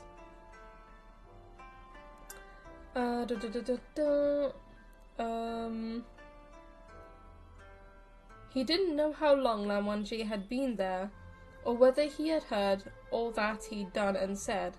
If Lan Wangji hadn't been drunk all along, but had followed behind him all the way, then this situation was even more awkward.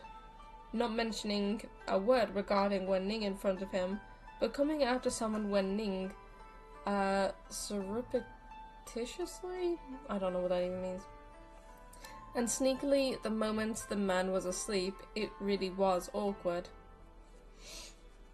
Lan Wangji had his arms crossed with the sword Bichen hugged between them, his expression extremely cold. Wei Wuxian had never seen him so obviously upset, so he felt he had to speak first to give an explanation and ease the mood. Ahem, Hangonjun? Lan Wangji didn't respond. Wei Wuxian stood in front of Wen Ning and stared back at Lan Wangji. He rubbed his chin. For some reason, a powerful sense of guilt enveloped him. At last, Lan Wangji dropped the hand holding Bichen and took a couple of steps forward. Wei Wuxian saw him lunge straight for Wen Ning with his sword, and thought he was going to slay him. His mind spun rapidly. Crap, was Lan Chan pretending to be drunk just to wait for me to come out and summon Wen Ning, so he could slay him? That makes sense. He really drops at one bowl. Him. He tried. Hangonjun, let me explain. Pa. Lan Wangji slapped Wen Ning. Oh, wait, is this Pa right? He slapped Wen Ning in the face. I swear in the actual comic though he pushed him or something. I'm not sure. The sound of this slap was loud and crisp, but the attack didn't hold any real power. Wen Ning only stumbled back a number of steps from the strike, swayed once, then steadied himself before he stood properly once more, looking completely at a loss. Though Wen Ning's temper wasn't as explosive and easily provoked in his current state as it had been when he used to go berserk in the past, it wasn't that much better now. A sword hadn't even poked him on the night, when he was surrounded at Mount Dafan, and he'd send the attackers flying, going as far as picking up one of them up by the neck and choking them. If Wei Wuxian hadn't stopped him, he would have strangled every single person present. But now, Lan Wangji had just slapped him, and he still had his head down, looking like he didn't dare to retaliate. If Wen Ning struck back and these two started fighting, it wouldn't be easy to make peace. Presently, Lan Wangji seemed to think this slap wasn't quite enough to express his ire. He shoved Wen Ning with one hand and pushed him meters away. He very unhappily said to Wen Ning, "Go away." Wei Wuxian finally noticed something was off. Oh, I remember this. Oh, so funny. Love it. Wei Wuxian finally noticed something was off. Lan Wangji's two moves, whether they were action or speech, were both very childish. After pushing Wen Ning far enough away, Lan Wangji seemed to finally be satisfied. He turned around and walked back, stopping beside Wei Wuxian. Wei Wuxian stared at him, studying every detail. There was nothing unusual about Lan Wangji's face or expression. In fact, he was even more solemn than usual, more serious and more flawless. His forehead ribbon was fastened extremely properly in the place, his face unflushed, his breath unhurried, walking with wind beneath his feet, steady and firm. From the way he looked, he was still the same stern and proper calm and collected, distinguished cultivator Hangonjun. But when he looked down, he noticed Lan Wangji's boots were on the wrong feet. Before he had come out, he had helped Lan Wangji remove his boots and toss them by the bedside, and now Lan Wangji's left boot was on his right foot, and his right boot on his left. Hangonjun, born of a prominent clan who regarded grace and etiquette so highly, would never come out in public dressed like this. We love lightweight Lan Chan? Yes, we do. Yes, we do. Wei Wuxian ventured, "Hangonjun, how many fingers is this?" He held up 2 fingers. Lan Wangji didn't respond, but solemnly reached out with both hands, one left, one right, and earnestly held those 2 fingers. Pa. With that motion, Bichen was dropped to the ground by its master. This was definitely not the normal Lan Chan. "Hangonjun, are you drunk?" Wei Wuxian asked. "No." Lan Wangji replied. Drunk people never admitted they were ever drunk. Wei Wuxian pulled his fingers back, but Lan Wangji remained his hold, still absorbed in his slack fists. Wei Wuxian watched him speechlessly, standing in the cold night breeze. He looked up at the moon. Other people slept after they got drunk, but Lan Wangji slept first and then was drunk. And when he was inebriated, he looked no different from usual, so it was difficult to tell. Wei Wuxian had countless drinking buddies way back when he'd seen hundreds, if not thousands, of instances of bizarre drunken buffoonery. Some bawled aloud, some giggled endlessly, some lost it and made a scene, some passed out right on the streets, and some lamented and wished for death, and some mouthed weeping accusations of, "Why don't you want me anymore?" Oh my god, imagine. This was the first time seeing Lan Wangji's type. Quiet, composed, upstanding in appearance, but incomparably weird in action. The corners of his lips twitched, and he forced back his desire to laugh. He picked up Bichen, which had been dropped to the ground, and slung it behind his back. "All right, come with me. Let's go back." He couldn't leave Lan Wangji running around outside in this state. Gosh, heaven knew what else he'd do. Alright, we have 20 more pages to go, I think. Oh my god, I remember. Fortunately, Lan Wangji seemed very obligated. Now that he was drunk, he inclined his head in a quite well-mannered motion and started walking with him. If anyone was to pass by, they would believe that they were seeing two good friends roaming the night in deep conversation and would praise such elegant behaviour. Really? Good friends? Nah. Husbands, more like. Behind them, Wen Ning quietly caught up. Wei Wuxian was just about to say something to him when Lan Wangji whipped around and struck out with another enraged smack. This time, he slapped Wen Ning's head askew, bowing it even lower.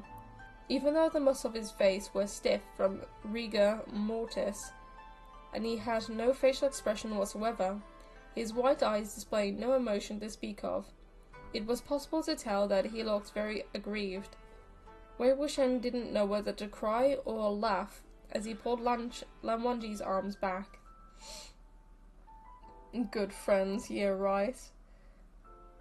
What is she doing? Who is what doing? Are you still reading? Yeah, I'm still reading. What do you think I'm doing? Welcome back, Pokey. I always say Annie, so I don't know whether to say Pokey. I'm just gonna say Annie, fuck it.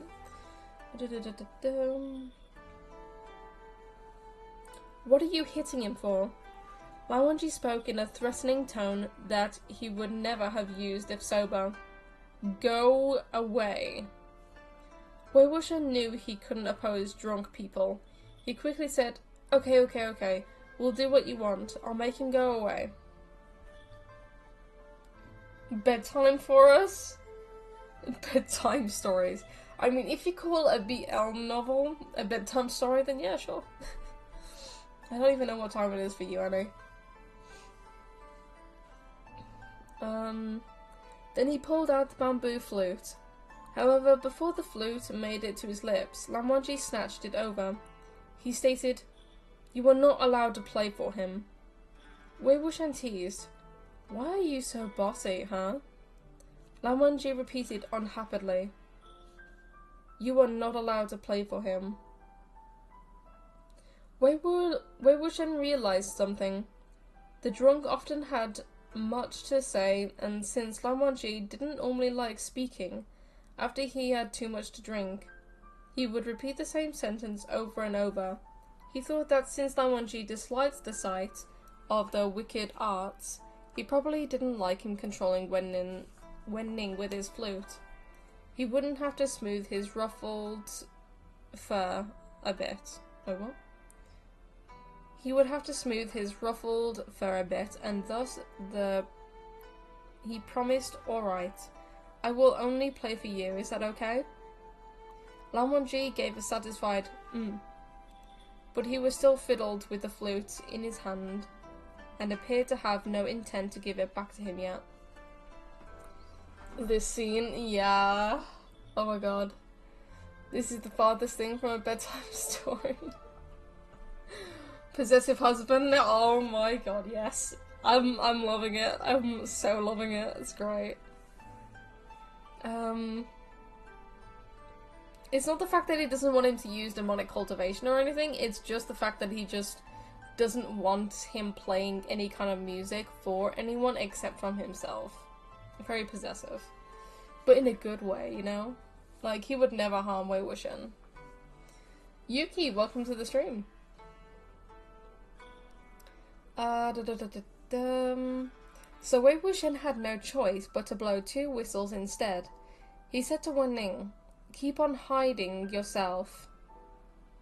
Do it properly and don't let anyone discover you."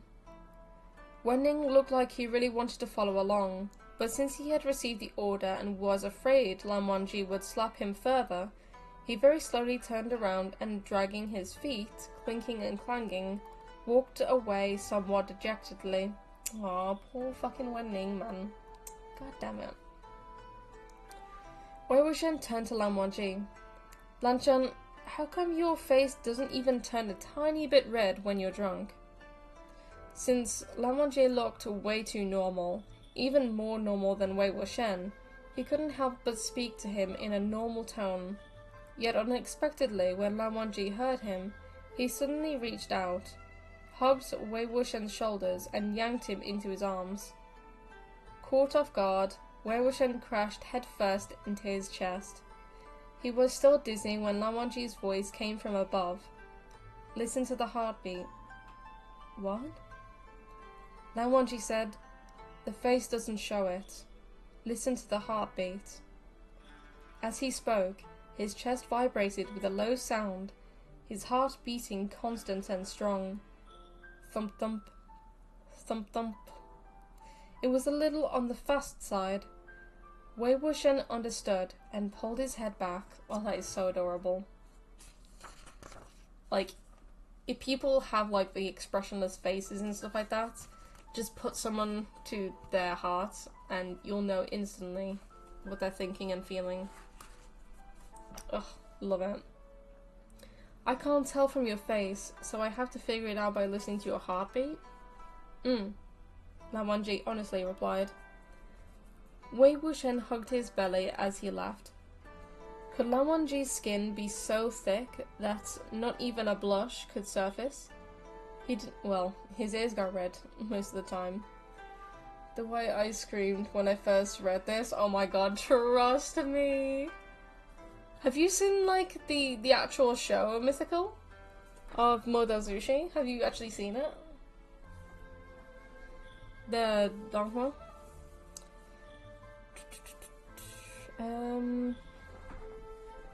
Okay.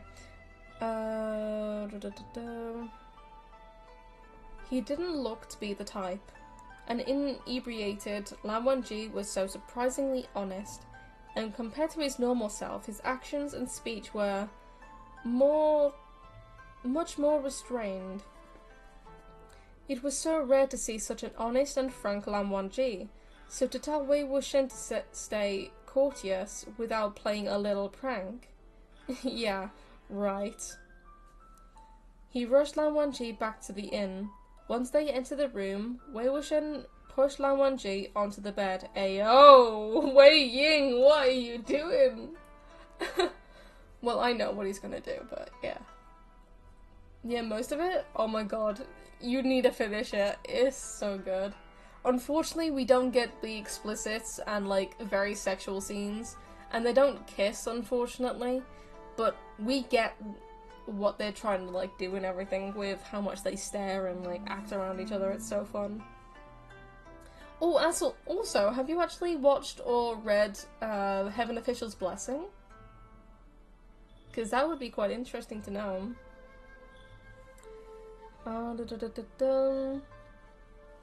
Then removed that mismatched pair of boots. Considering Lan Wangji oh my god. Considering Lan Wangji likely didn't know how to wash his own face right now, Wei Wuxian removed Lan Wangji's forehead ribbon. Oh my god. Wei Wuxian, oh my god, you don't even know what that is! I can't wait till he finds out what actually the forehead ribbon means. And fetched a bucket of hot water and a cloth. He wrung the cloth dry and folded it into a square, then gently wiped his face. Oh my god, yes, oh my god, yes! Tonggong Shifu! Oh my god, yes! We need more Hualien, and I cannot wait for the new season to come out. It's gonna be so good. Plus, the English version of Hua Chong, voice acted by James Cheek. By god, does he sound so fucking sexy. I don't fucking understand how James can make him sound so fucking sexy. What is that? God damn. Anyway, me just like blabbering on about these hot guys, what the fuck. Okay. During the process, Lan Wangji did not make any protests, but obediently allowed his own face to be swished around. When the cloth washed near his eyes, he squinted. But otherwise, he'd kept staring at Wei Wuxian without blinking once.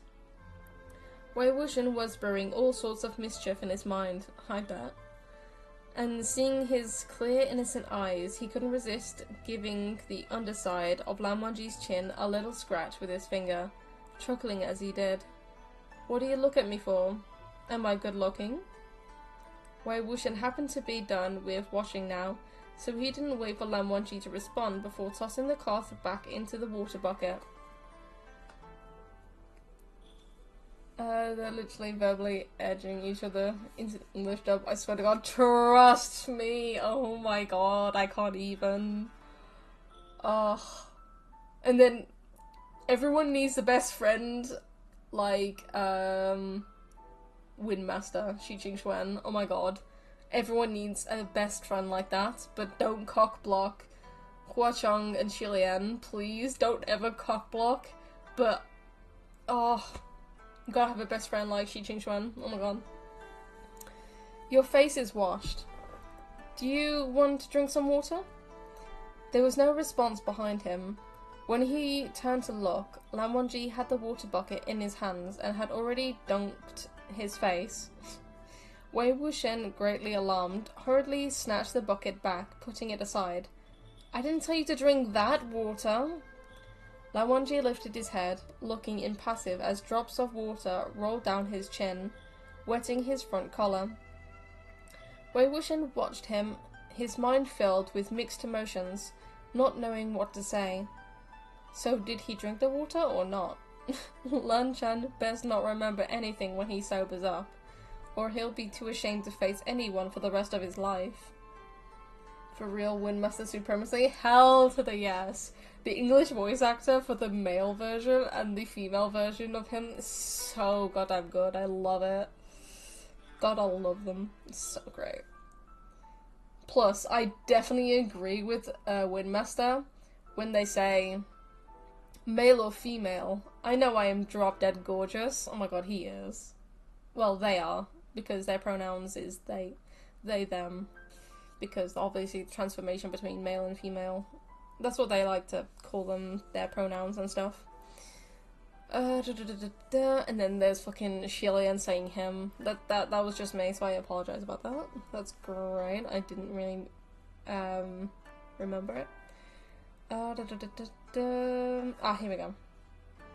Reading along with you right now. I've got out my book. Hell yes! We're almost at the end, which is great. Can't wait for the next book. Wei Wuxian used his sleeve to wipe the droplets dripping off Lan Wangji's chin, then put his arm around his shoulders.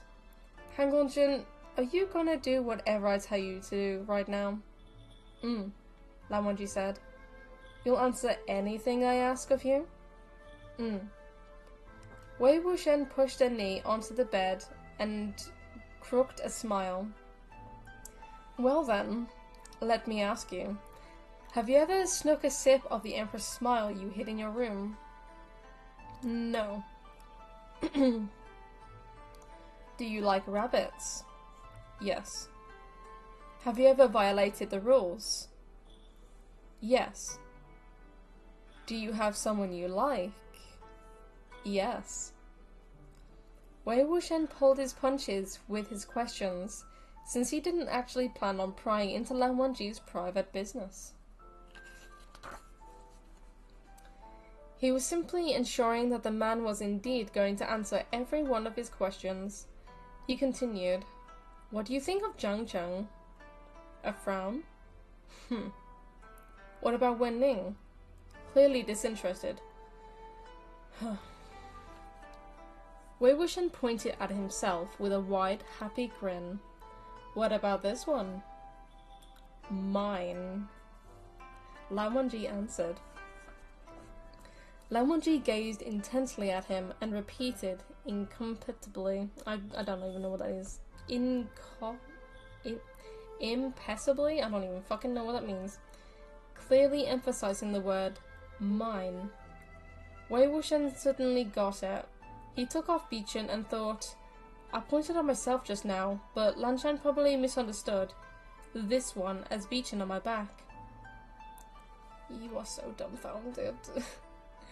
Having thought this, he got off the bed and walked around the room from left to right, from east to west, with Beechin in hand. Sure enough, Lan Wangji's eyes also closely followed him wherever he went. So very candid, so very open, so very direct, so very naked. Wait, what? Wei Wuxian was practically going weak-kneed from that gaze, which was as fervent as fire. He raised Beechin before Lan Wangji's eyes. Want it? I do, Lan Wangji replied. He seemed to think that wasn't enough to demonstrate his desire, so he seized the hand that was holding Beechin. His light-colored eyes gazed directly at Wei Wuxian. He breathed a soft sigh, then pronounced each word with force as he repeated himself. I do. Wei Wuxian knew full well the man was a drunken mess, knew what he said wasn't directed at him, but still those words struck him so hard his arm went weak, as did his legs. Oh, he totally meant you. Mine? Hell yes. He thought, honestly, this Lanshan, what a terrifying man he would be if he were this honest and enthusiastic towards a girl. No! Oh my god, it's so weird knowing that I know the entire story, knowing how naive he was about him thinking about Lan Wangji with a girl. Oh, or any other man for that matter. Like, he just wants Wei Wuxian, but he doesn't know. Oh, I can't even. Wei Wuxian regained his composure and asked, How did you recognize me? Why are you helping me? Lan Wangji moved his lips softly, and Wei Wuxian moved closer, ready to hear the answer. Yet, unexpectedly, Lan Wangji suddenly changed expression and shoved, pushing Wei Wuxian down on the bed. Hey-yo! Candlelight was extinguished with a sweep of his hand, and Beechin was once again dropping to the ground by its master. The push made Wei Wuxian see stars. He thought perhaps Lan Wangji had sobered up. He called out, Lanshan? A certain familiar spot on the small of his back was tapped, and felt sore and numb all over.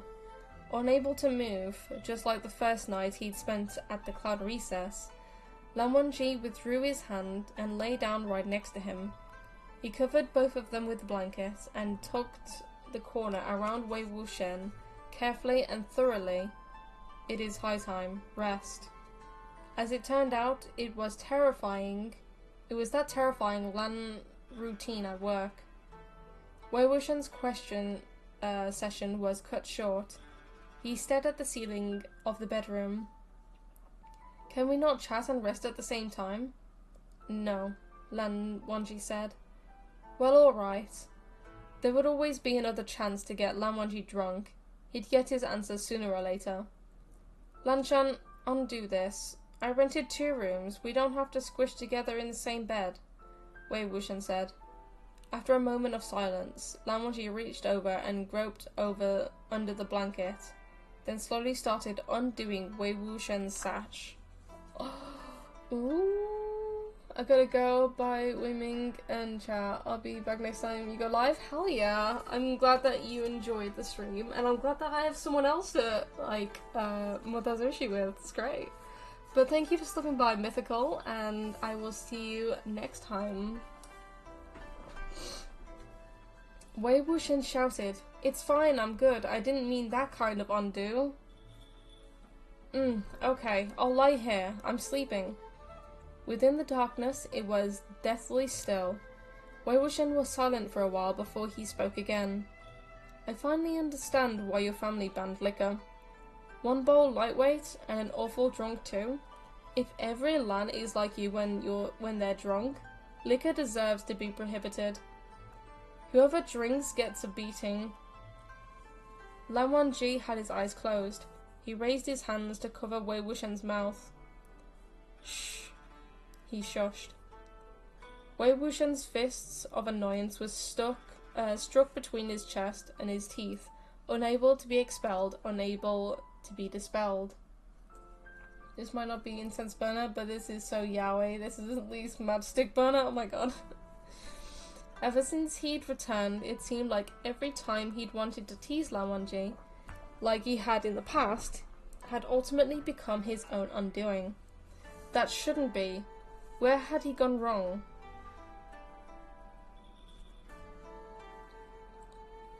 This time, Wei Wuxian did not shut his eyes the entire night.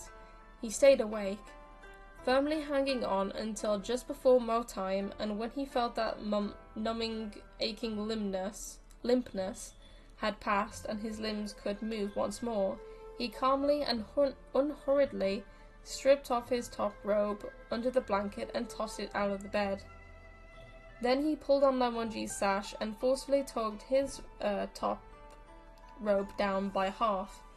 At first he wanted to completely strip him too, but halfway through the act he was slightly startled to see the brand under Lan Wangji's collarbone. His hands unconsciously stopped. Remembering the discipline whip scars on his back as well, Wei Wuxian knew that this wasn't right. He was about to immediately pull Lan Wangji's clothes back into place, but in that momentary delay, Lan Wangji seemed to have felt a chill. He shifted slightly, with furrowed brows, and then slowly opened his eyes. And there's a picture of them sleeping on the ground. Wei Wuxian looking at Lan Wangji. Oh my god, can't even. Hang on, Jun, come on, don't be scared. I wasn't gonna do anything to you. He would. Oh, I want to finish this book. I want to finish the book. We will finish this book. Even if it's at the 2-hour marker, I'm finishing this book. I was only taking back the flute you took from me last night. I need it back, he said. And even very thoughtfully helped him pull the robe over his shoulders and tie the sash.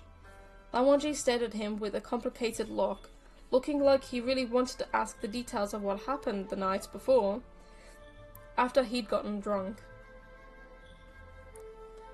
But attending to business was a habitual priority, so he forced himself to endure it. He composed his expression and took out his 7-stringed guqin.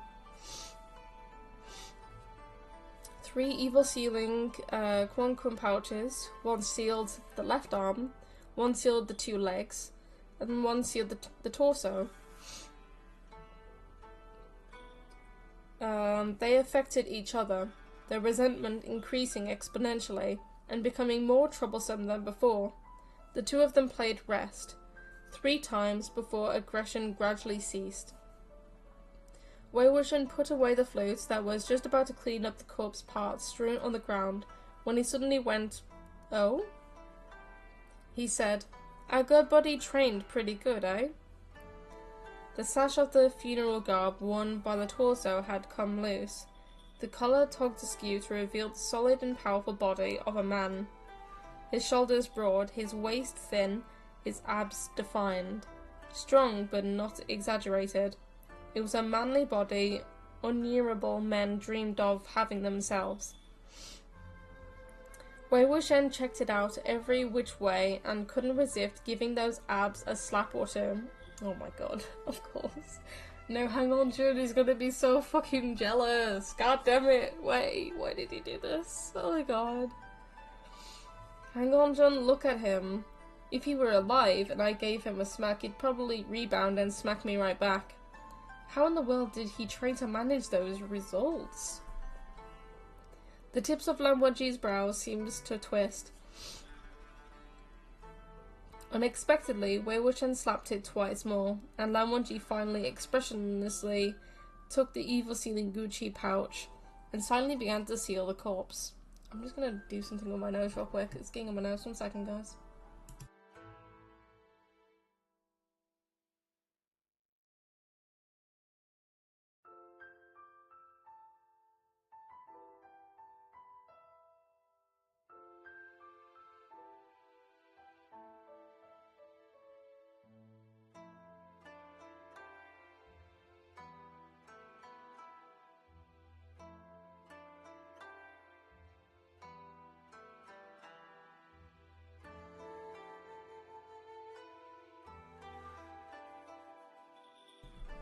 Okay. My nose just was being annoying. Suddenly began to seal the corpse. Wei Wuxian hastened to get out of the way. A moment later, Lan Wangji had resealed all the body parts and even tried a bunch of dead knots around the pouch. Wei Wuxian didn't think anything strange of it. He looked down at himself to inspect the shape of his current body, raised his eyebrows, then tied his sash properly and appeared to don an air of decency once more. He glanced to see that Lan Wangji had put away the Quan Kun pouches and was unwittingly casting looks his way, his eyes seemingly full of a certain hesitation to speak. Wei Wuxian purposefully broached the subject. "Hang on, Jun, why are you looking at me like that? Still worrying? Trust me, I really didn't do anything to you last night. Of course, you didn't do anything to me either." Wei Wuxian hesitated for a moment, then seeming to have made up his mind about something, he asked quietly, "Last night, other than taking the flute, what else did you do, right?" Wei Wuxian said, "Not much, you just talked a lot." Lan Wangji's snow-white throat bobbed once. "Talking about what?" "Nothing much," Wei Wuxian replied. "Just, more, for example, you really like..." Lan Wangji's eyes stiffened. "Really like rabbits," Wei Wuxian finished. Unfortunately, these two are not very good at communicating their feelings. So, when it comes to the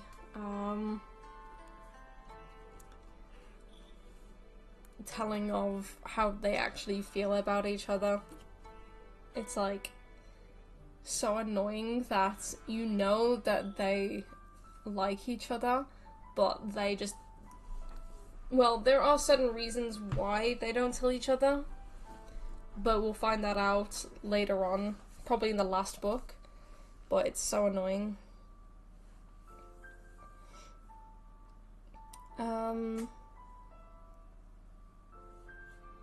Where was I?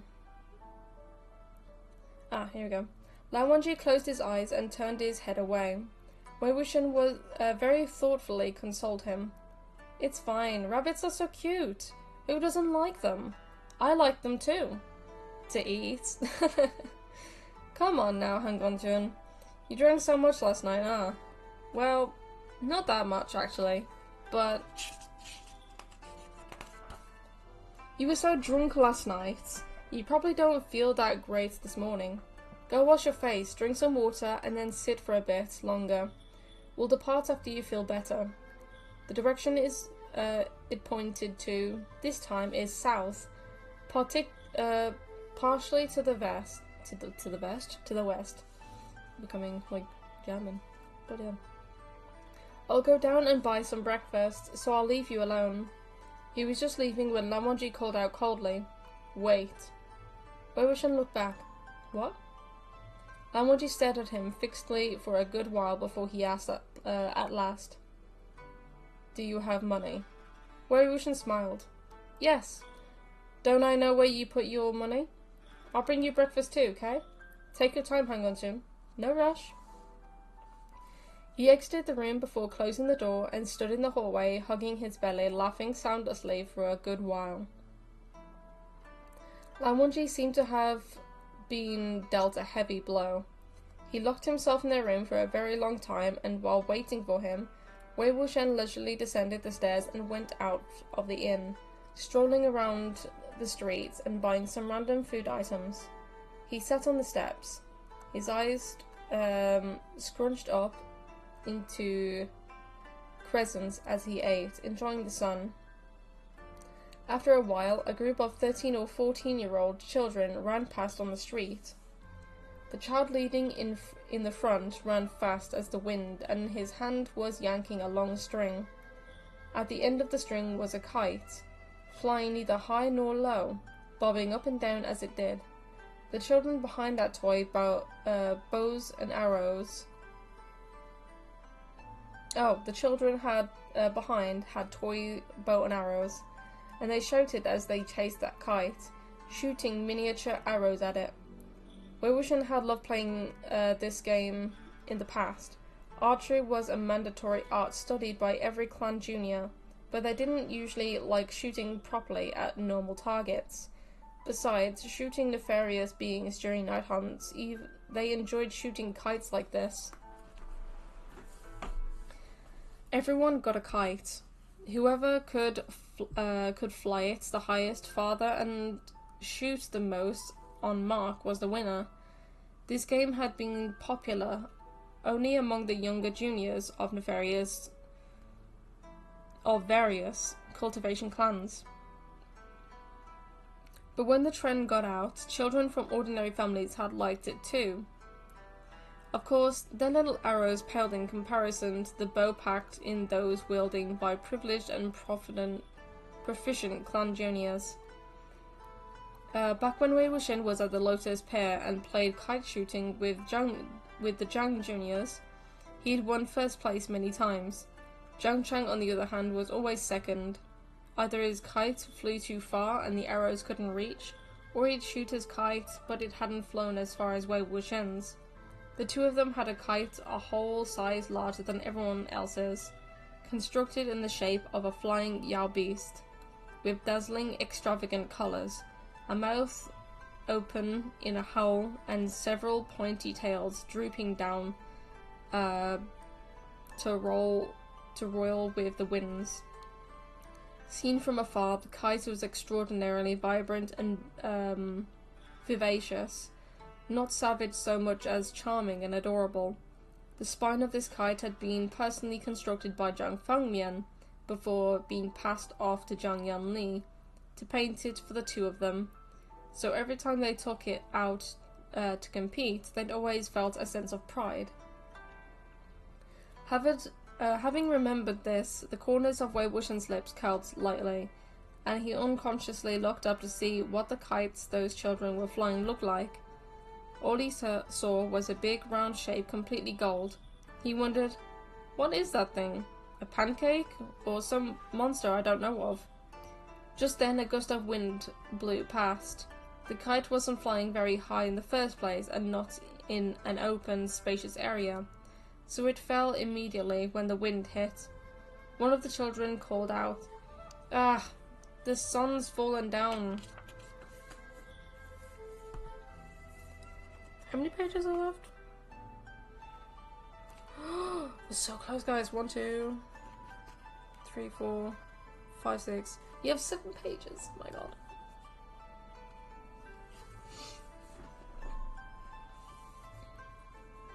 Wei Wuxian instantly understood. The group of children was most likely playing a game that mimics the Sunshot campaign. This was Yu Yang, back when Wen Clan of Qishan was at the peak of its prominence. They had lorded over everyone and everywhere, and Yu Yang was technically not too far from Qishan. The locals must have suffered profoundly at their hands, either from rampaging Yao beasts they hadn't locked up properly, or by being abused and humiliated by the domineering cultivators of their clan. After the Sunshot campaign, the Wen clan was crushed by the combined might of the other clans, their century-old foundation collapsing in an instant. Many places near the Qishan area all happily engaged in pastimes that celebrated the annihilation of the Wen clan, going as far as transforming such pastimes into cherished traditions. This game was probably one such tradition. The children stopped the chase and gathered around, looking very troubled. They started discussing the situation at hand. What do we do? The sun hasn't been shot yet, and it dropped on its own. Who will be the big boss now? Someone raised their hand. It's going to be me, of course. I'm Jingong Yao, the Wen family's big villain who was killed by me.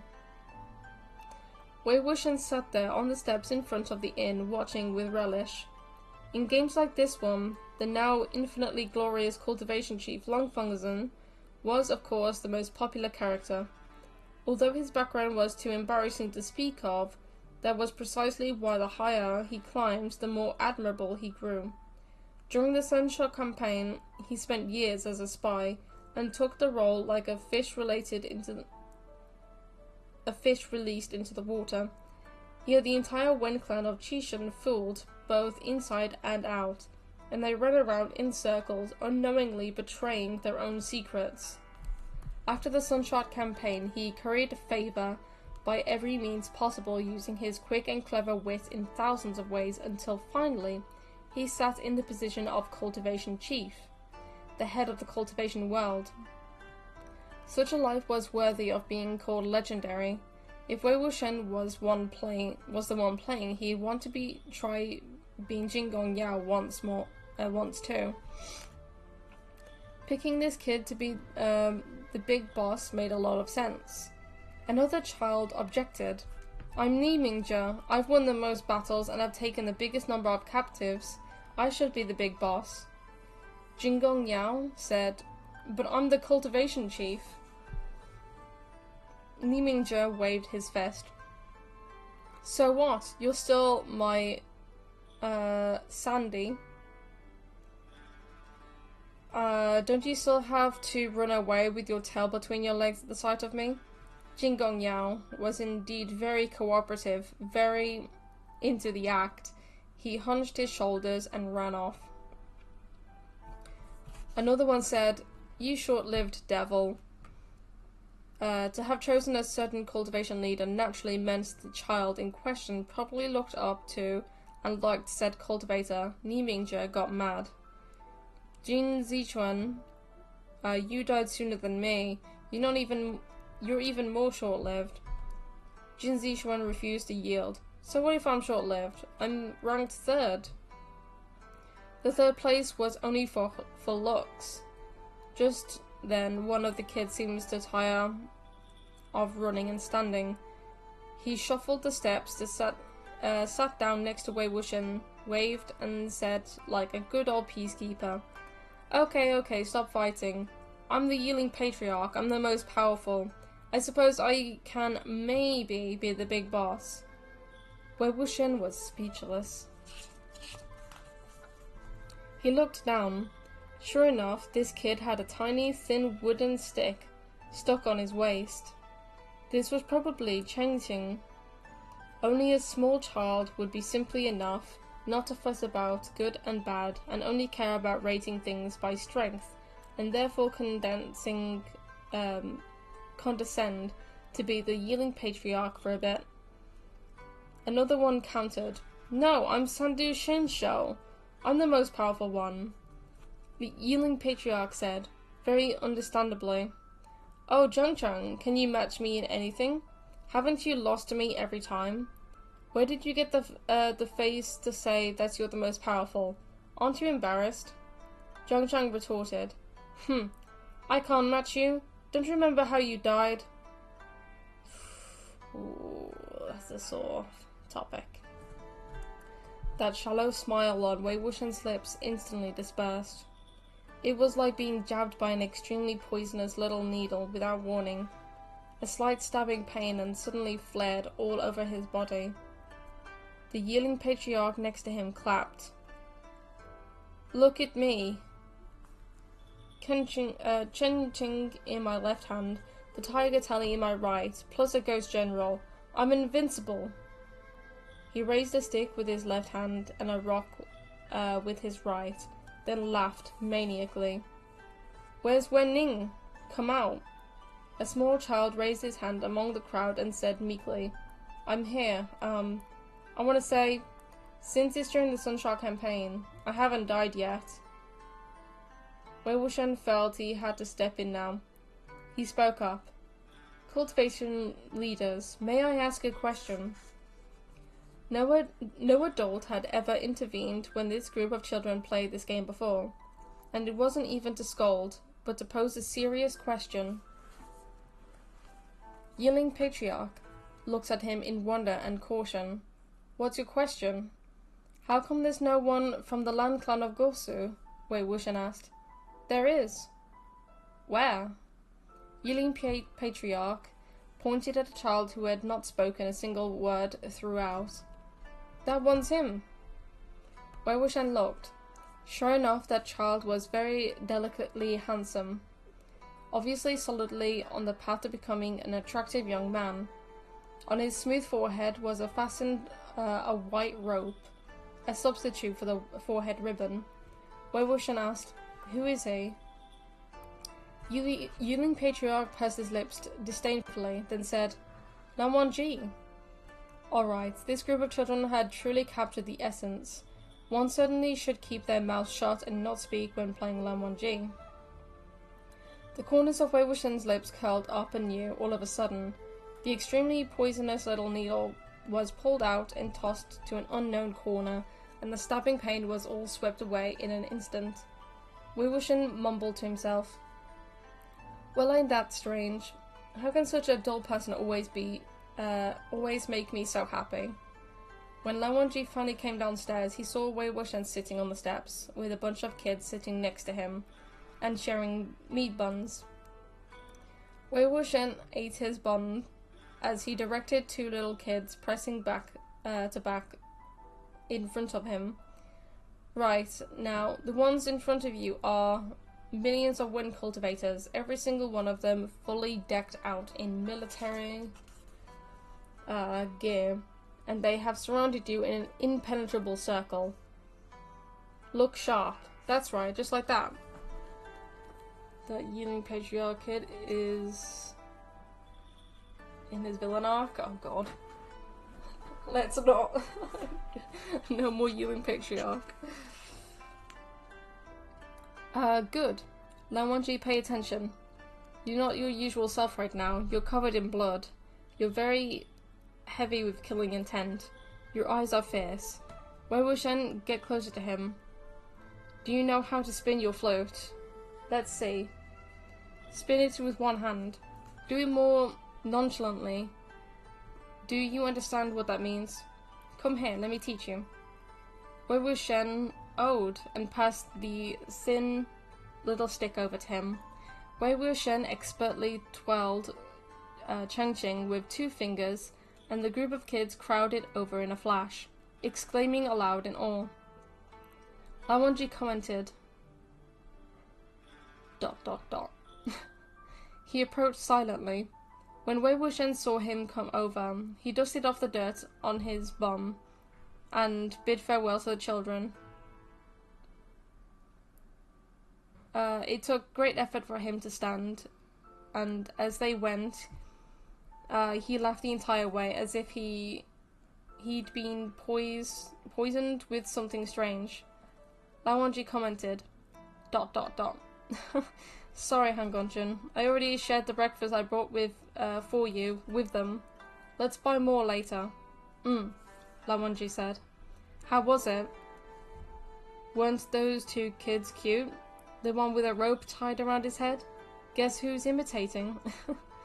After a long moment of speechlessness, Lao Wangji finally couldn't hold back any longer.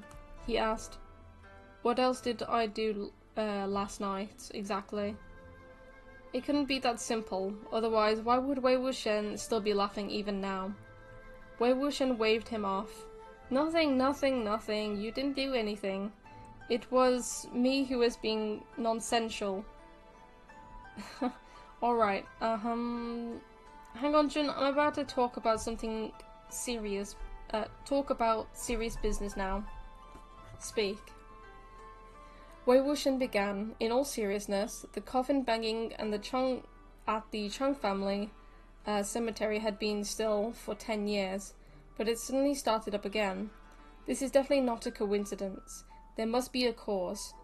What do you think the cause is? Lao Wangji asked. Good question. I think the cause is the torso being dug out, Wei Wuxian said. Lao Wangji said. His thoughtful expression reminded Wei Wuxian of his serious face the previous night, when he had drunkenly held onto Wei Wuxian's 2 fingers. He painfully held back his laughter. He said solemnly, I was thinking, this dismemberment can't have been a simple act of revenge, regarding a personal grudge, but a malicious subduing spell. The one who dismembered the corpse intentionally selected places with unusual hauntings to settle the body parts, fight poison with poison, maintain equilibrium through mutual checks and balances. Lao Wangji said. Correct, Wei Wuxian said. So, when that gravedigger dug out the torso yesterday, there was nothing to subdue the resentful spirits of the Chang family, and the coffin banging started up again. The concept and methods are the same as the Ni Saber offerings hall, subduing the saber spirits and wall corpses. Perhaps it was mimicking the Ni family's saber offerings hall from the start. It seems this individual is deeply connected with both the Ni clan of Jihe and the Lan clan of Gosu. They're probably not just some nobody. There are not many such individuals, Lao Wangji said. Wei Wuxian agreed. Things are slowly coming to light, and since the other party has started trying to move the corpse bits, that means he or they are starting to panic. They'll definitely make a move soon. So, even if we don't go find them, they'll come knocking. With all the searching, they'll give themselves away sooner or later. Besides, our good buddy's arm will point the way for us, but we should probably move faster too. With only the right arm and left head... Wait, what? With only the right arm and a head left, we have to get to those before they do. The two travelled southwestward. This time the location the left hand had pointed to was Shudong, a place blanketed by thick fog, and it was a ghost city that locals avoided at all cost. The story continues in Grandmaster of Demonic Cultivation, Volume 2. And there we have it, guys. We have fully completed Volume 1 of the Grandmaster of Demonic Cultivation. So, next week, we will be able to read Volume 2 of the Grandmaster of Demonic Cultivation.